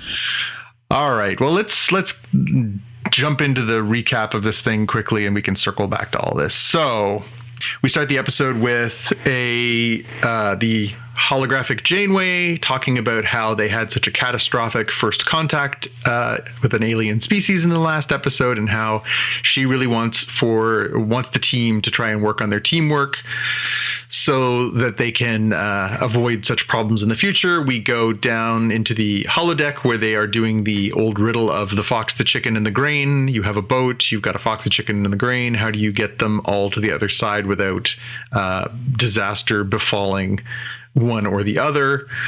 And of course, they are not on the same page, and they fail. During this little exchange, at one point, one of them refers to Rock Talk as the security officer, and she sort of says, "I don't want to be the security officer. Why do I have to be the security officer?" And clearly is not enjoying what she sees as her lot on the ship. It's at that point, the holographic Janeway sort of says, for Starfleet cadets, you guys sure are, a ragtag bunch. And they finally confess. Dal confesses, hey, listen, we're not actually Starfleet cadets.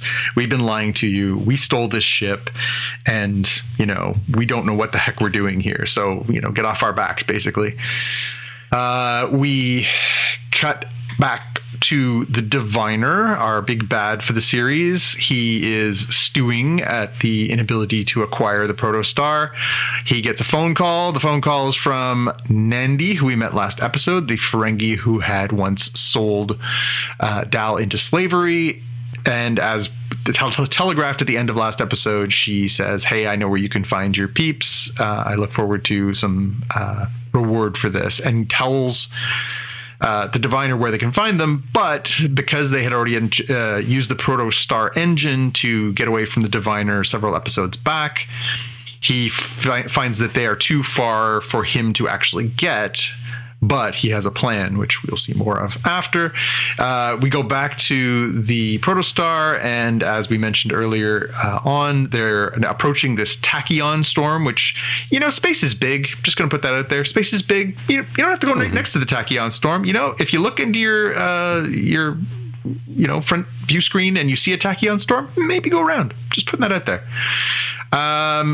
Anyway, a blast wave from the tachyon storm comes and hits the ship, and this blast wave sort of goes through the engine, and we see this very weird sort of effect where we see sort of Janeway split into multiple, versions, and then sort of snaps back.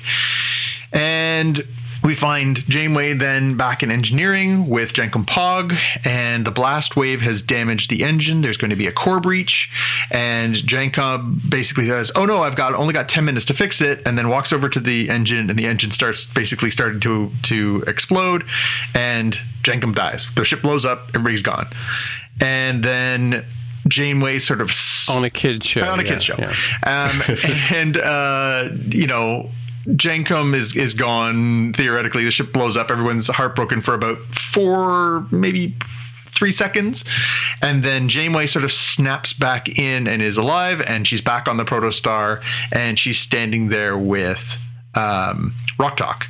And she figures out that, time is moving differently for each member of the crew, and that Rock Talk is moving at extremely slow speed, whereas Jankum Pog was working at extremely fast speed. That's why when he thought he had 10 minutes, it took 2 seconds and the ship was toast.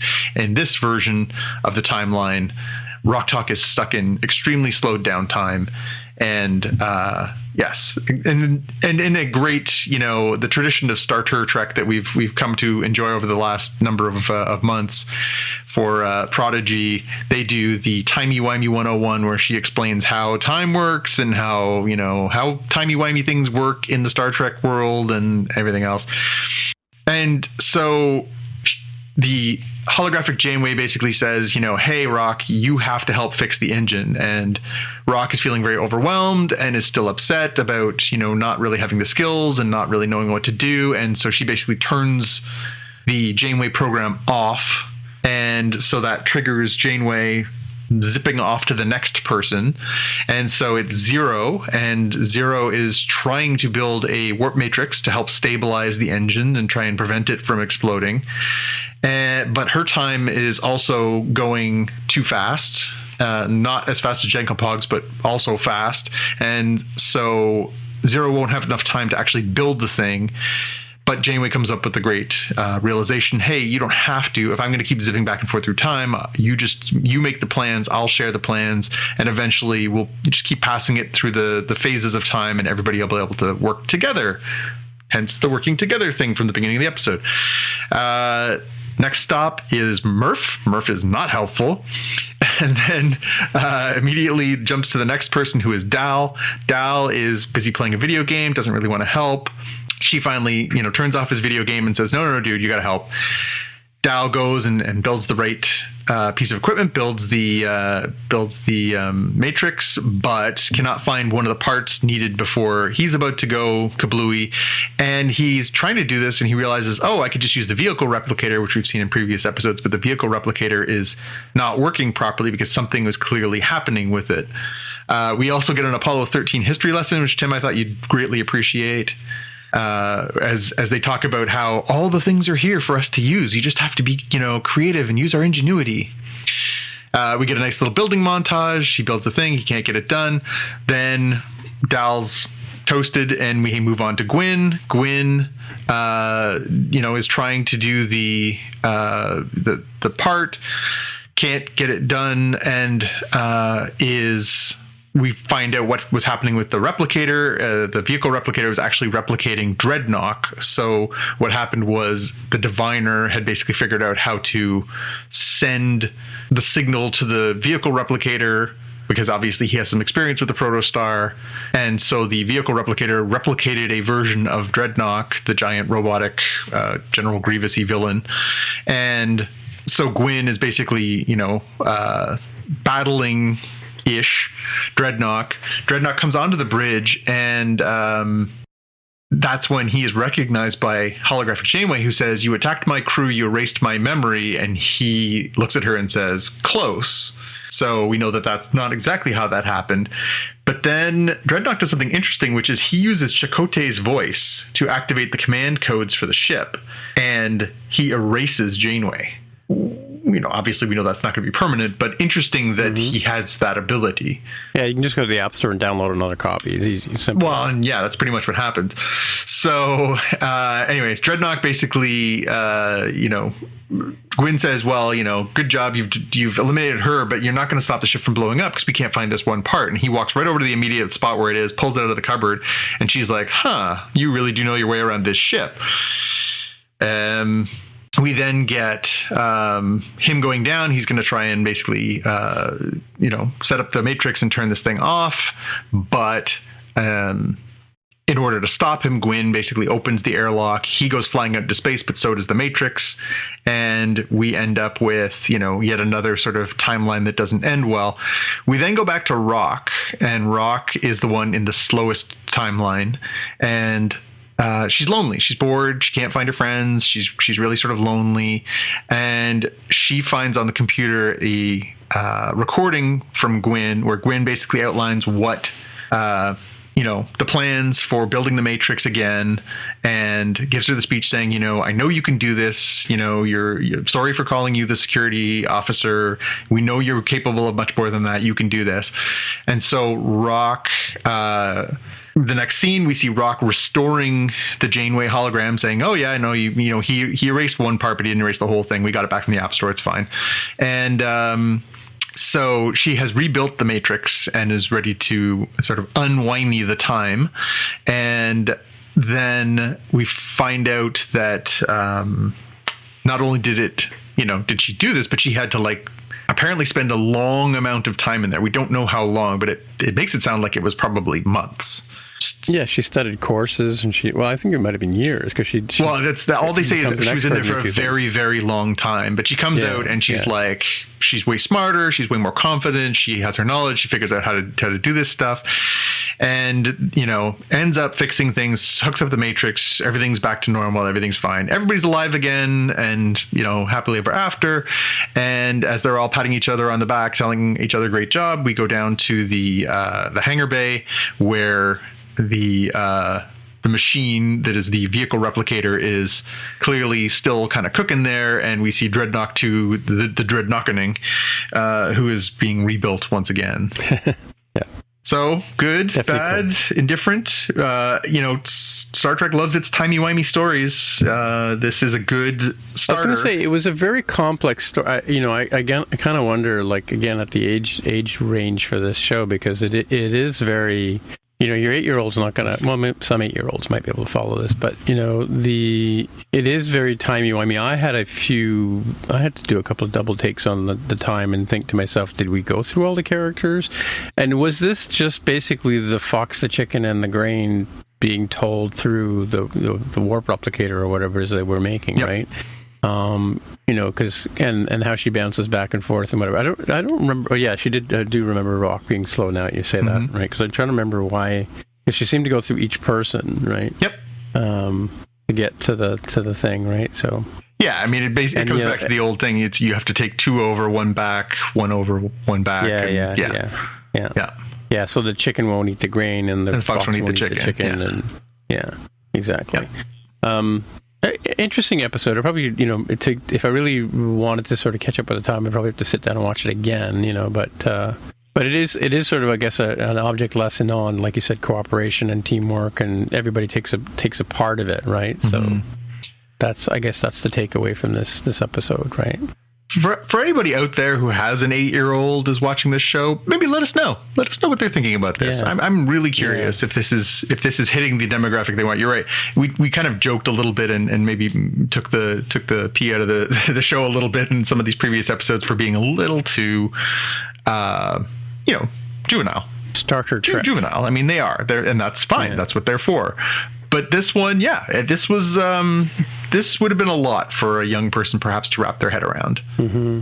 Yeah, especially about the whole idea of time not being linear, right? So, or that there's multiple.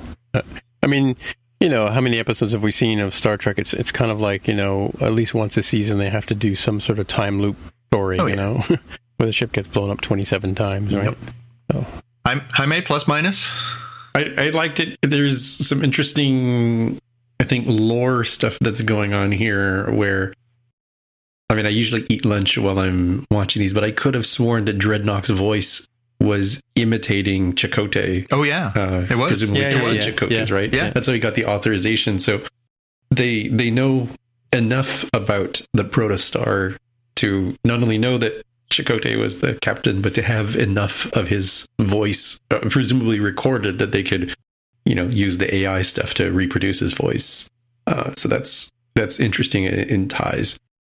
I am interested in hearing from folks, as you all mentioned, who are watching this with kids who are in the right age range, like the intended target, not older ones, like for Nickelodeon typical watchers that this is for.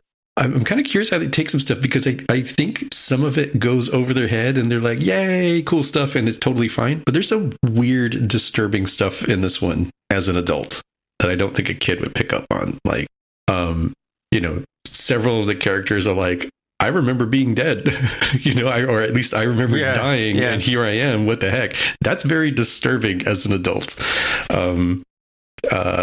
The other one that's kind of interesting is Rock Talk going through her Bill Murray in Groundhog's Day moment, where time is so slow that she has enough time to catch up on all these things that she didn't know about, so she could help save the day.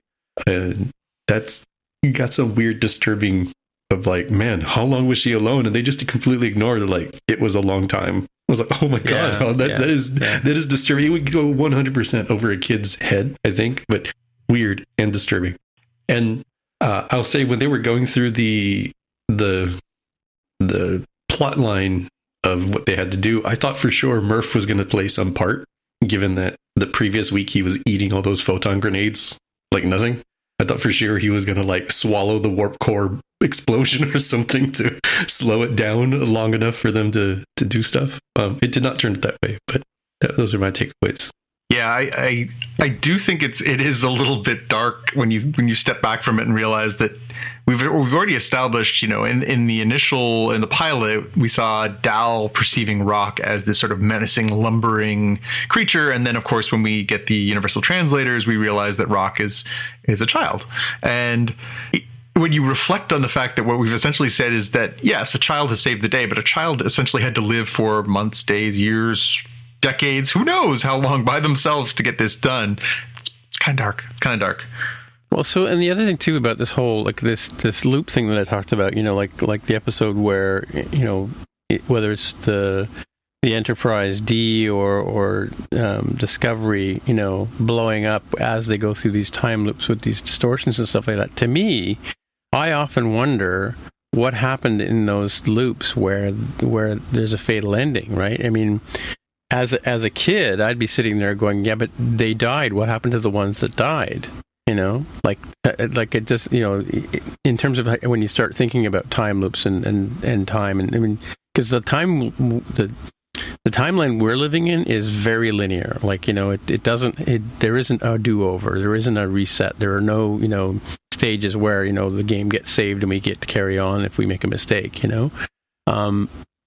like, so when you tell stories like this and you tell it to, I mean, for as adults, it's kind of our version of horror, like these time loop things. If you're not into zombies and werewolves and stuff like that, maybe this is the kind of, spine tingling storyline that you like, watching the Enterprise blow up 5 times in an episode, right?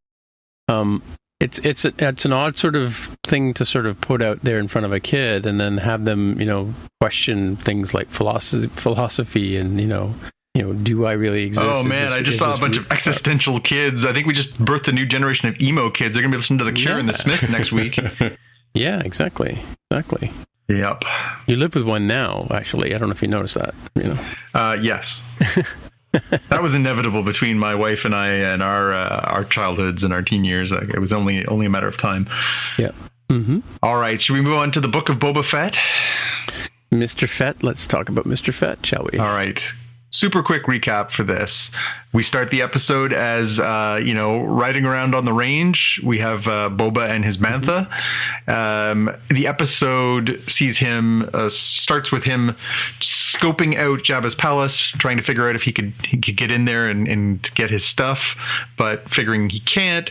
He sees a distant sort of flash of light, checks it out, and we find ourselves where we've first got our glimpse of Boba the first time on The Mandalorian, where Fennec has been shot and is lying there dying, and so he scoops her up, which is, I'm sure, what you're supposed to do with people who have blaster wounds to the stomach, and throws her on the back of a bantha for the slow ride into the outskirts of Mos Eisley, where he finds a modding shop, tying back to the mods we saw last week, and he pays the mod a large amount of credits. From where he got the credits, I do not know.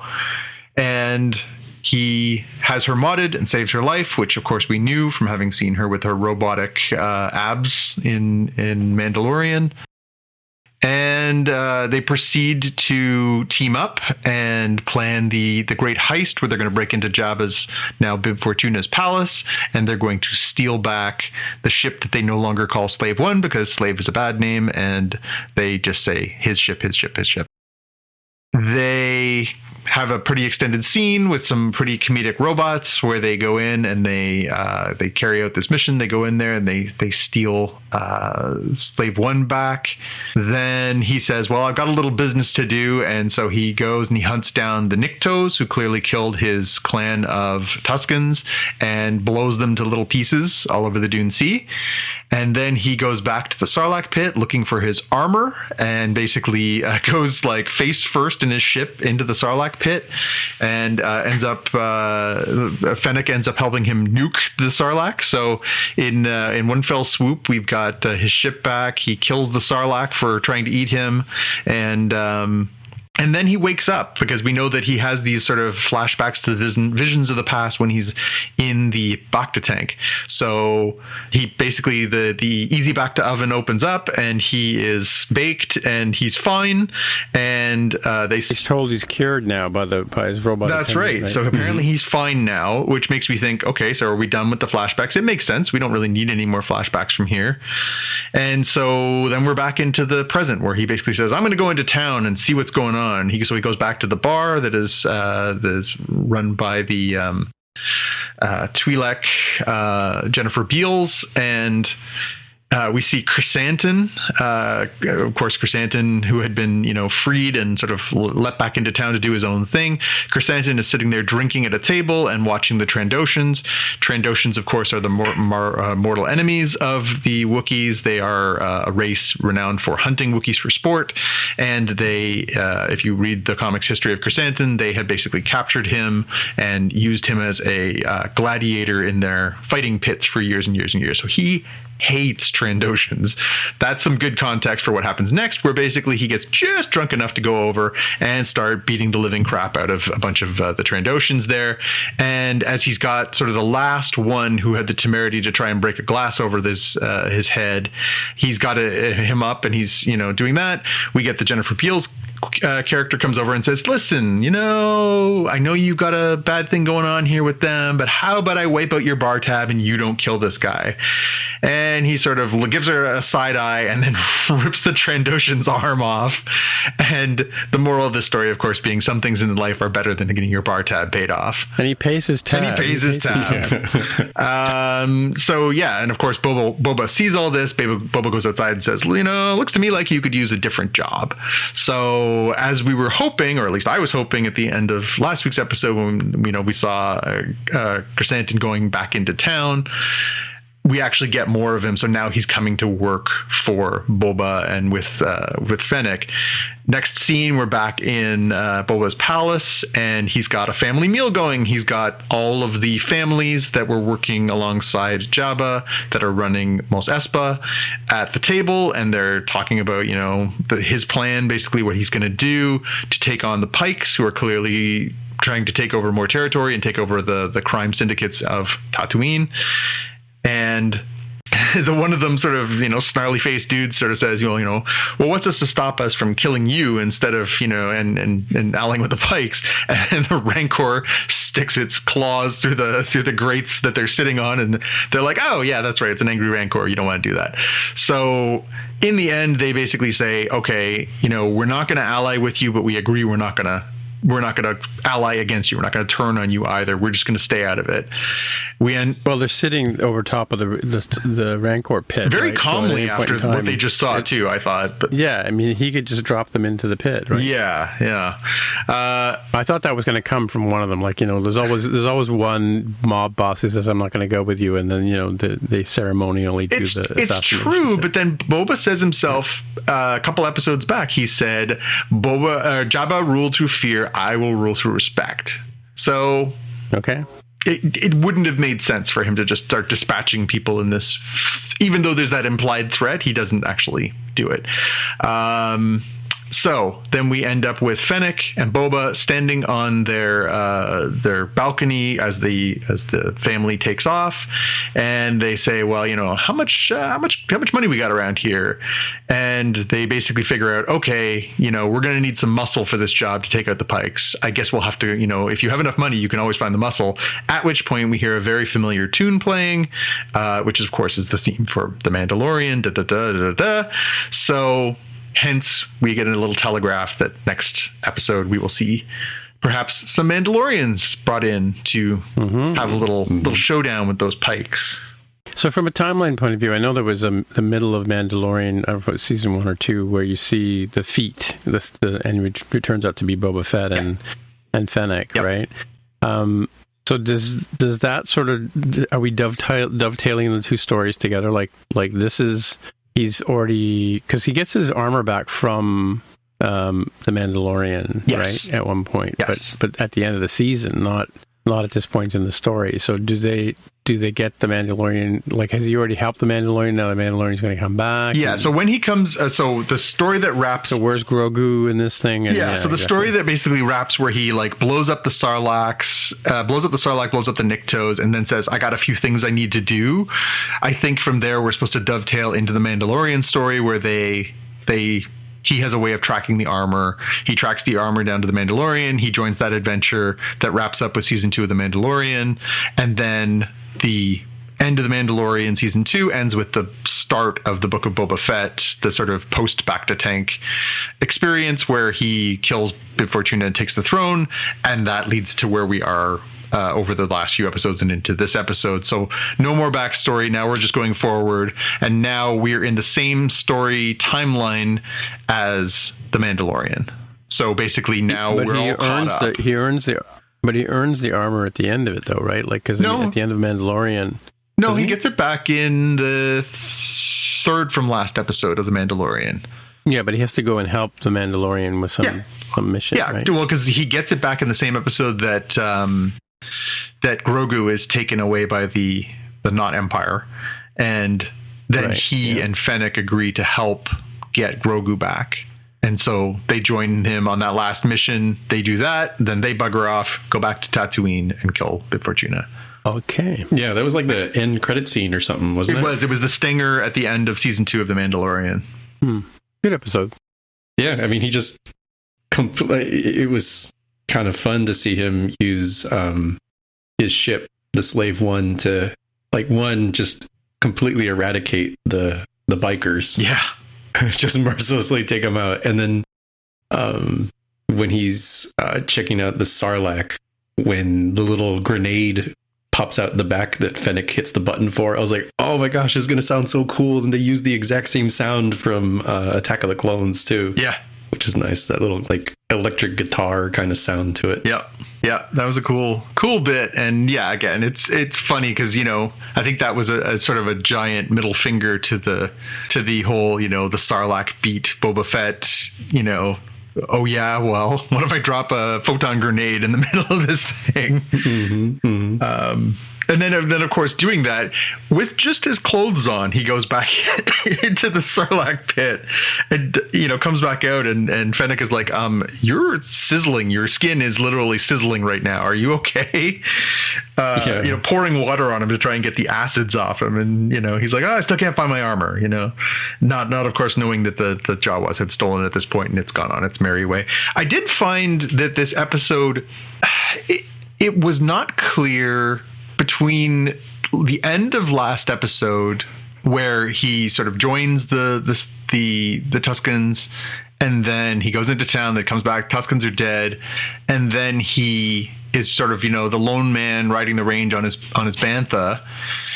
I think they didn't do a great job both at the end of the last episode and of this episode of showing you how time elapsed. They could have used just a little montage or something to show that time is really passing here, because the idea is that the time between when he crawls out of the Sarlacc in the first episode to the time where he meets Fennec is supposed to be 4 to 5 years.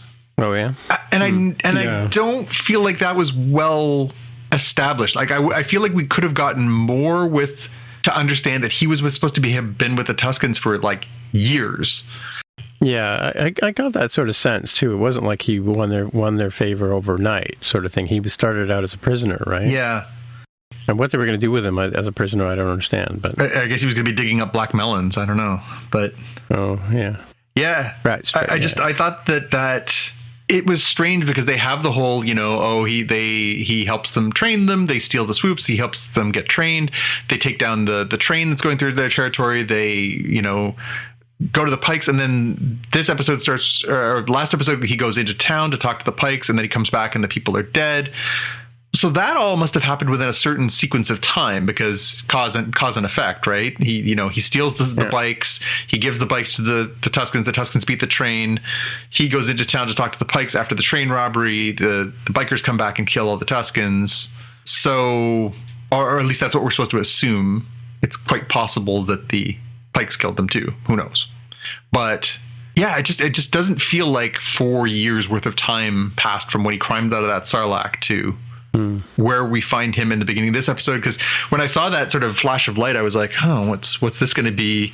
And then it was like, oh, and we've caught up to where we first met his feet in The Mandalorian. So somehow 4 or 5 years passed. That's odd. Mm-hmm. Yeah, the convenience of time. Slow, right? Yeah. Yeah, again, great. I enjoyed lots and lots of parts of this episode. The chrysanthemum stuff was my favorite part of the episode, but I definitely felt like that could have been a little bit better communicated. And again, maybe when you binge this, it'll seem more logical. Maybe it's that week gap that just sort of doesn't add 2 and 2 to make 4. But yeah, it just felt a little bit off timing wise. That being said, I think I'm glad if this was the last episode where we're doing the sort of split timeline, Arrow, Adventures on the Island versus Adventures in Star City kind of thing. I think I'm good with that. I think I'm okay with no more past, but now just focusing at one timeline and where this goes. We've got 3 episodes to go. Obviously they foreshadowed the return of the Mandalorians, which is, cool. There's going to be this war with the Pikes. Cool. He's got, Chrysanthemum on board. Cool. So I'm looking forward to maybe just focusing on that one bit and no more going backwards with this and just going forwards. You had a good line in there. I don't have the exact quote, but after he has the big meeting with all of the other gang members, and they agree to be neutral and not get involved as he goes off by himself or will go off by himself to fight the syndicate. When Fennec asks him, do you really trust them to stay out of the way? And he's like, I trust them to work towards their own incentives. Yeah. And they're not blind. They know that the syndicate is going to eventually take over Tatooine, and kind of implies they're like, so therefore, they need to let me go take care of this problem, which costs them nothing, because if they interfere, then they're just hurting themselves. So yeah, I trust them to do what's to their benefit, and what's to their benefit is to leave me alone. So I think it's a fair price, which is interesting. And it says, hey, we don't need these particular people to help us, which means we actually get to bring in the Mandalorians, which is, as Star Wars fans, is way more fun. Mm-hmm, mm-hmm. Yep. It was a good episode. It was long too, I found. Yeah. It took a long time to sort of get through all this stuff. Yep. And it had everybody's favorite Wookiee, Chrysanthemum.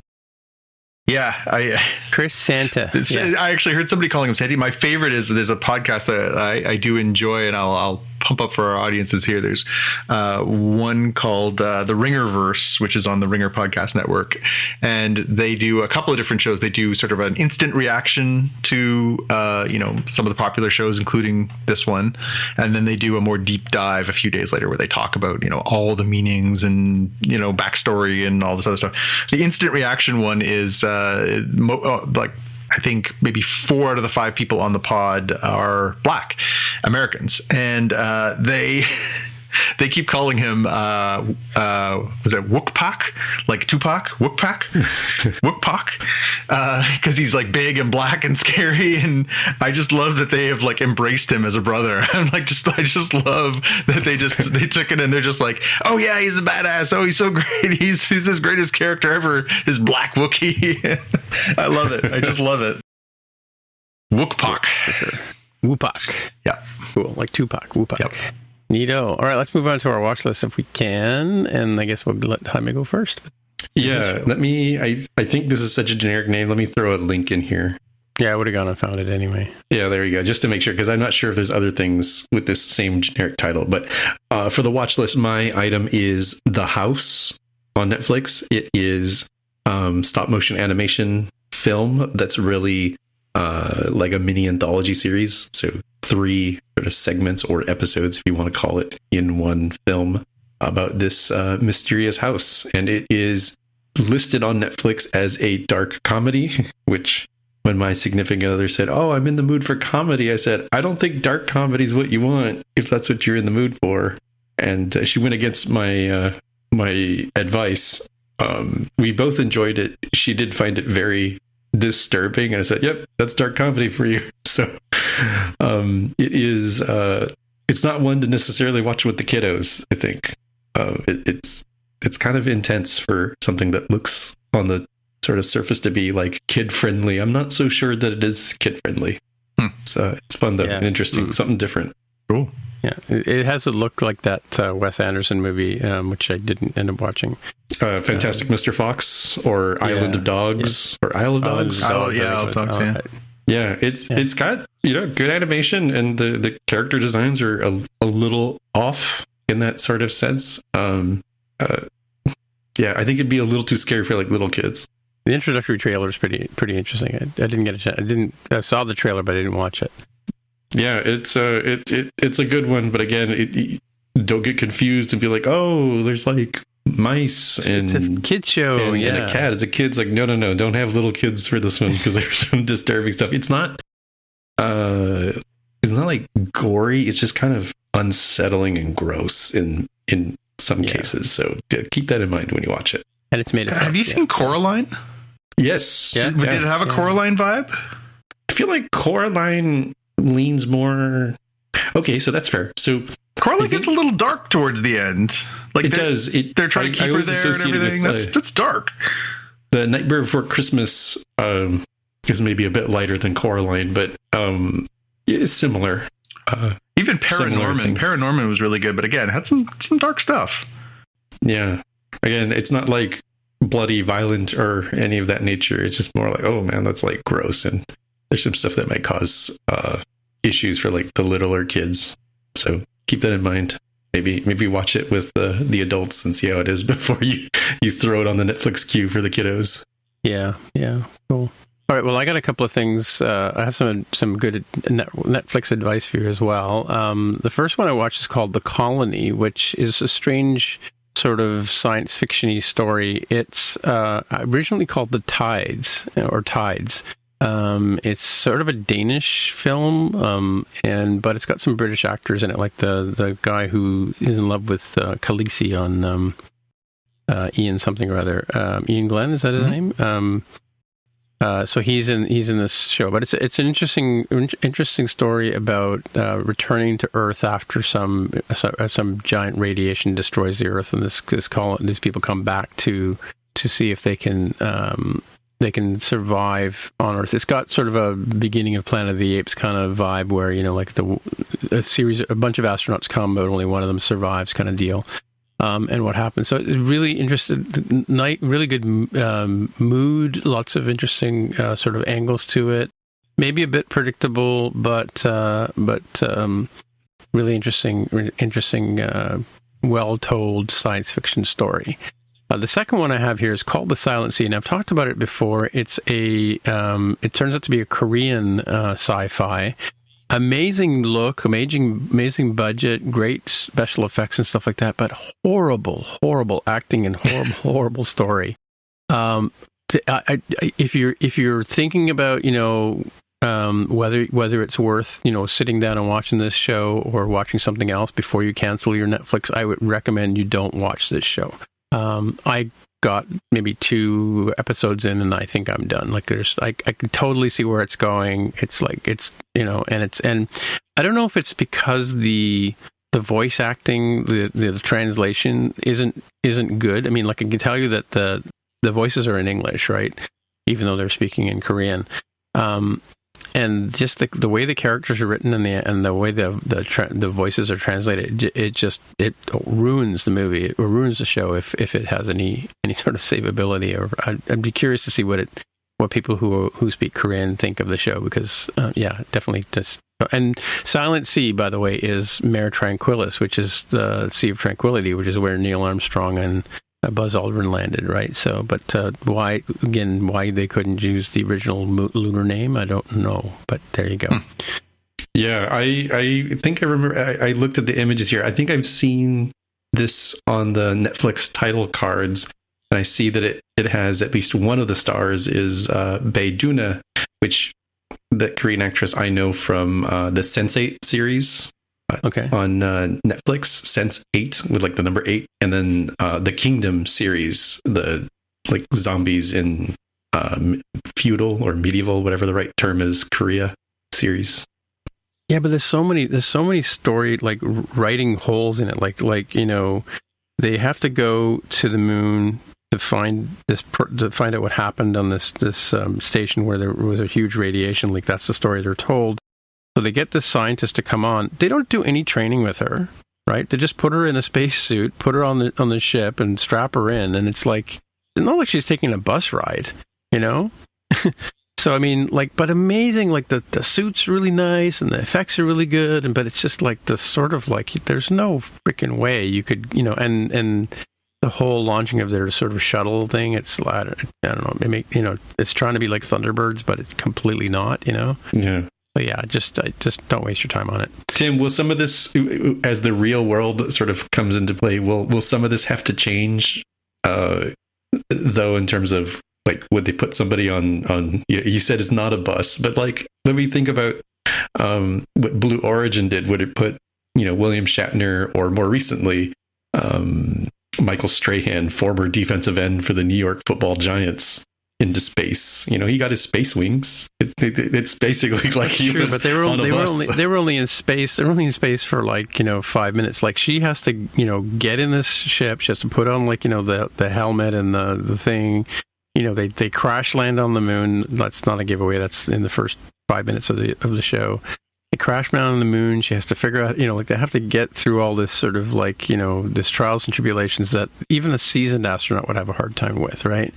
But I can tell you one thing about space is that, and Chris Hasfield talks about this in that one clip I shared with you guys a couple of weeks ago.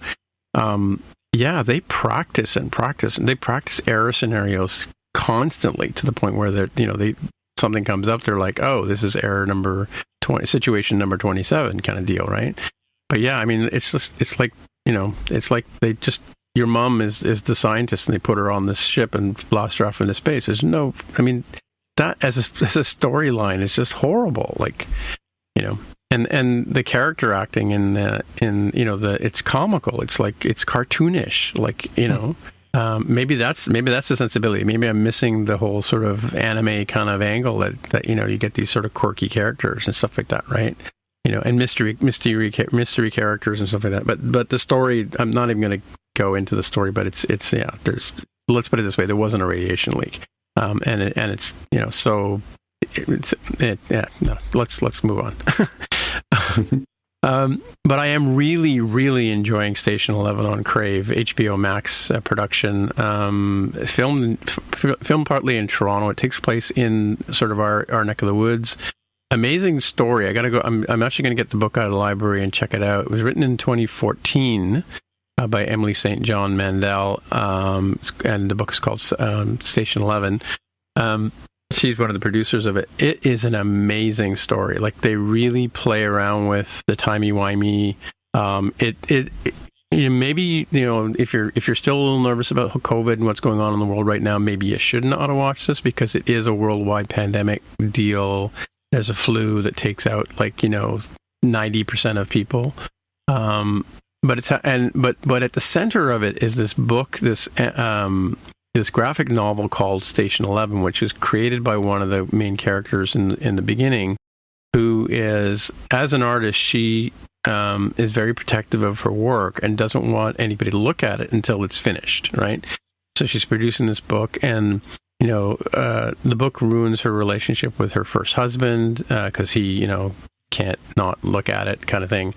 But the main character in it is, it starts off in the very beginning of the story where this actor is doing King Lear, and as he's doing the play, he collapses on stage and has a heart attack. And one of the main characters kind of recognizes this from the seats that he's watching this play, that the actor is actually struggling, stands up and starts running to the stage and onto the stage to help this actor. But and so he's one of the main characters in the story. It's all about 2 minutes after this is within the first 10 minutes of the series. And off in the wings is a young girl who's playing a child actor, who's 8 years old, who's playing this character. And, he sort of stands up and looks at her and says, what are you doing? And she says, I'm supposed to go with the wrangler, the woman who takes care of the child actors. And he goes, well, where is she? Let me help you find her. And turns out the wrangler went with the actor who died in the ambulance. And she's left this kid and so he's like, well, let me let me make sure you get home safe. And he decides to walk her home and stuff. Anyway, they end up he ends up having to take care of her throughout this whole pandemic thing because her parents never show up, and it's a really good story. But then it stars Mackenzie Davis, and you find out, by the end of the first episode that Mackenzie Davis is the little girl, right? And now we flash forward 20 years in the future, and so they go back and forth in terms of telling the story. They don't do it in a linear fashion. They tell part of the story now, and then part of the story in the future, and then they come back to the story to sort of close in some of the loose ends on the characters in it. The soundtrack's amazing. The storytelling is just really cool. I kind of wonder if Jonathan could see some of the sort of connections coming before they come. But yeah, it's really good. It turns, and the mystery behind it is this: you're led to believe that there's one copy of this book, and the little girl ends up with the book, and she carries it through the story, and she's reading it as they go through the whole pandemic thing. So I highly recommend this one. It's probably one of the better sci-fis I've seen in a long time. Even though, considering that the world we're in right now, it might be a little creepy for some people. Well, now I'm intrigued. So, there you go. Yeah, definitely highly. And this is probably one of the best shows I've seen in a long while. Yeah, if you got that, Why the Last Man, sadness, this will definitely fill that void. Have they already licensed more seasons? Do we know we're getting more of it? Let's put it this way. This is such a compelling story that I'm going to check the story out of the library. She won awards for the story. She's from Toronto, and she's probably done like 5 or 6 different books. I think this might be an author I might sort of dive into for a bit. Right? Oh. Yeah, and it's just happened to be. Actually, it's funny because it's on Crave now. Like the whole season's on Crave. And it's just starting to air on CTV. So, yeah, I just noticed that episode 1 was on CTV on my CTV app. And over to you, Jonathan, for your shows. I don't know what this I'm kind of curious what this stands for. How I Met Your Father. Oh, that one.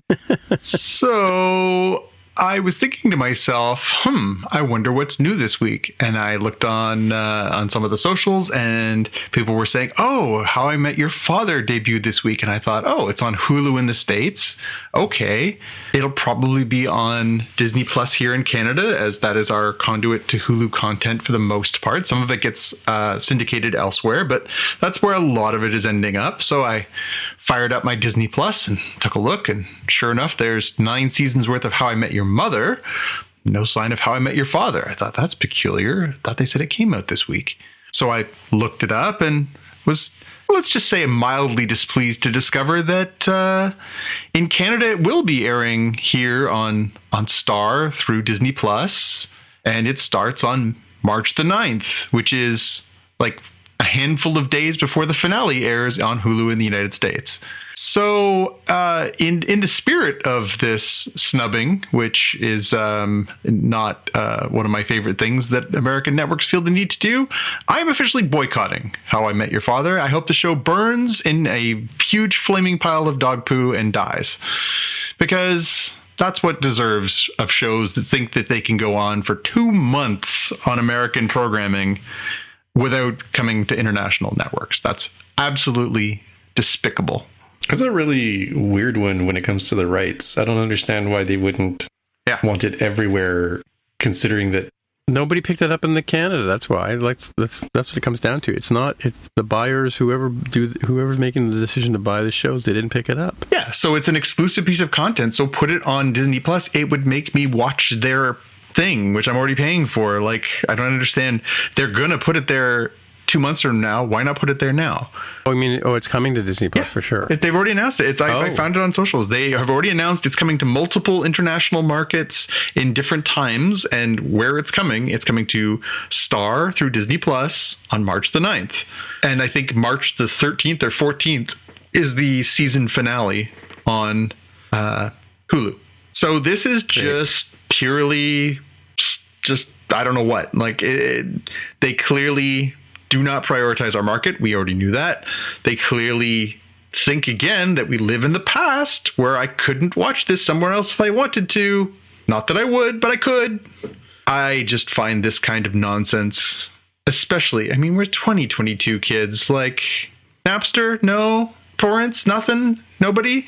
Yeah, it's funny. Like when you look at the the Simon Sinek curve, I forgot what they call it now, but he's got this curve where 10 to 15% of your audience will just watch it because, like you, it's on, right?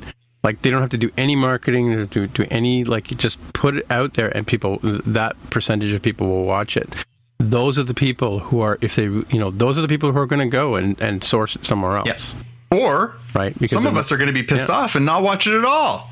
Yeah, well, that's There's the likelihood of that, but the reality is, like, Jaime's always going on about boycotting is the best way to show, vote with your dollars. But I have a feeling that doesn't work because people will just find a way to watch it. Sure. Right?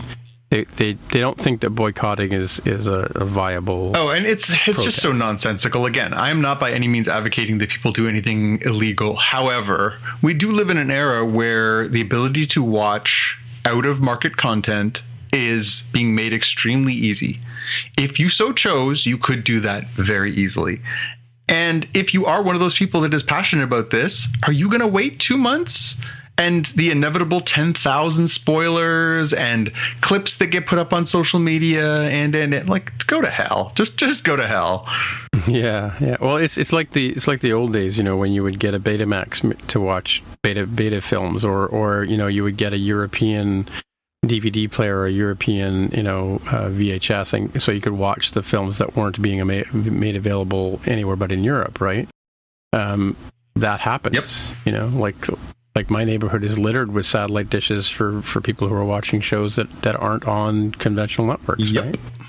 So, well, to cleanse my palate after that unfortunate discovery, I was pleased to see that one of the shows that is coming to Netflix, which we spoke about earlier, in February is something I very much enjoy, which is Matt Groening's Disenchantment is coming back for its, I don't know if they're actually calling it a fourth season because they're kind of doing it in weird chunks, but the next installment of, I believe, 10 episodes is coming to Netflix on February 9th. And I find that show consistently entertaining. I think it's got a great cast. I think they're telling, just like a slightly raunchier, a little more Futurama, a little less Simpsons kind of vibe story. And and I like the characters. And there's lots and lots of good voice actors on there. And yeah, that I'm definitely in for. I will watch that for sure. And I'm happy that it's coming back at that point. Yeah, and sorry, I meant to raise this earlier when we were talking about Moon Knight. So, Book of Boba Fett has 3 weeks left, right? Book of Boba Fett. So, the 26th of January is going to be episode 5. The 2nd of February is going to be episode 6. And the 9th of February is the finale, episode 7. Moon Knight is now scheduled to come out on the 30th. So, there is 6 weeks unaccounted for as a gap in their schedule. And that's the first time in quite a while that there's been that kind of gap. Are we waiting for another shoe to drop, or is there just nothing there? As I was looking around for what's coming on the calendar, I couldn't find anything else that was like the Marvel, Star Wars, something that's going to fill that gap on Disney Plus for 6 weeks. Now, I'm not going to go out on a limb here and say that Jaime's not going to cancel for those 6 weeks, but he could. Yeah, I definitely could break this streak there. So maybe something else is coming. Maybe there'll be another announcement in short order that will fill in that blank. But I find it really interesting that we've got 3 weeks left to go in Mando in Boba Fett, and then a 6-week gap, and then Moon Knight. And they've announced lots of other shows, but yeah, so far nothing is to fill that blank. 6 weeks seems like a big gap, especially at a time where they've kind of got those captive audiences again. A lot of people are still at home. There is a resurgence with the new variants in the pandemic. You'd think you'd strike while they aren't hot. Maybe there just isn't anything in the hopper to put out there, but that's a pretty long gap for something that has been churning out material like Disney Plus. I'm gonna let that sit there for you guys. You can think about it. Mm-hmm. Trying to think if they could do like Bad Batch season 2 is coming out in this year, I think. Thought it was kind of early in the year, but this would be earlier than I think they were going to do it. Well, I don't know. I wasn't sure which, before they announced Moon Knight, I wasn't sure what we were going to get first, Moon Knight or She-Hulk, because it sounded like they were both, in that close to period. I wouldn't be surprised if She-Hulk is the next thing, but it could be Bad Batch, who knows. But yeah, I'm curious to see what might fill that space. Hard to say. I'm looking at the there's a bunch of different websites right now. I'm looking at Parade Magazine just because it's the first thing that popped up, but nothing else is on the schedule right now in February. There's a Making of the Eternals that's coming in mid-February. There's a Mickey Mouse cartoon. New Kids on the Block. The Proud Family. The Proud Family. Like nothing of note. So that's on Disney. Let that percolate. Yeah, the Disney Plus on Disney Plus. Yeah. Mighty Ducks Game Changer season 2. No, nothing. No. I could watch Black Hole again. Ooh, now we're talking. Davies Hill. Yeah. Anyway, I could watch Encanto. I do want to watch that, actually. I've heard a lot of people on social talking about the one musical number that's become very popular. We Don't Talk About somebody. I don't know. Jaime, have you watched Encanto? I have. Yeah. What's the name of that number? We don't talk about Bruno. We don't talk about Bruno. Yeah. Apparently that is like a runaway hit. Apparently very popular on the biggest song since Let It Go, they're saying. It's pretty catchy. Yeah. It's pretty catchy. Kind of wonder if some of that benefits from having streaming access to see that sort of stuff, because I don't think Encanto is going to hit quite as hard in the kids mainstream. Like, I don't think you're going to see tons of kids at like Halloween dressing up as the characters. I'm not saying you won't see any, but like Frozen was just like a monster out there where like every little girl was dressed up as Elsa, right? Yeah, and still are. I still see pictures on my friend's social feed of their daughters dressed in Anna and Elsa costumes and stuff, and it's been out for like a decade. Yeah. Cool. Well, I guess that's it for another week. So, hey, Jonathan, if people want to get in touch with you, where would they find you? I'm always on Twitter and Instagram. It's at JPK News. And Jaime, if people want to get in touch with you? I'm on Twitter as at Dev of the Hair. All right. And as usual, my name is Timitra, Timmitra. On the Twitter machine is where you'll find me. So until next time, we'll say bye-bye. Bye. Bye. Bye. You've been listening to the Spotcast Podcast. If you want to find out more about the podcast or see the episode show notes, visit the Spotcast website at spotcast.com.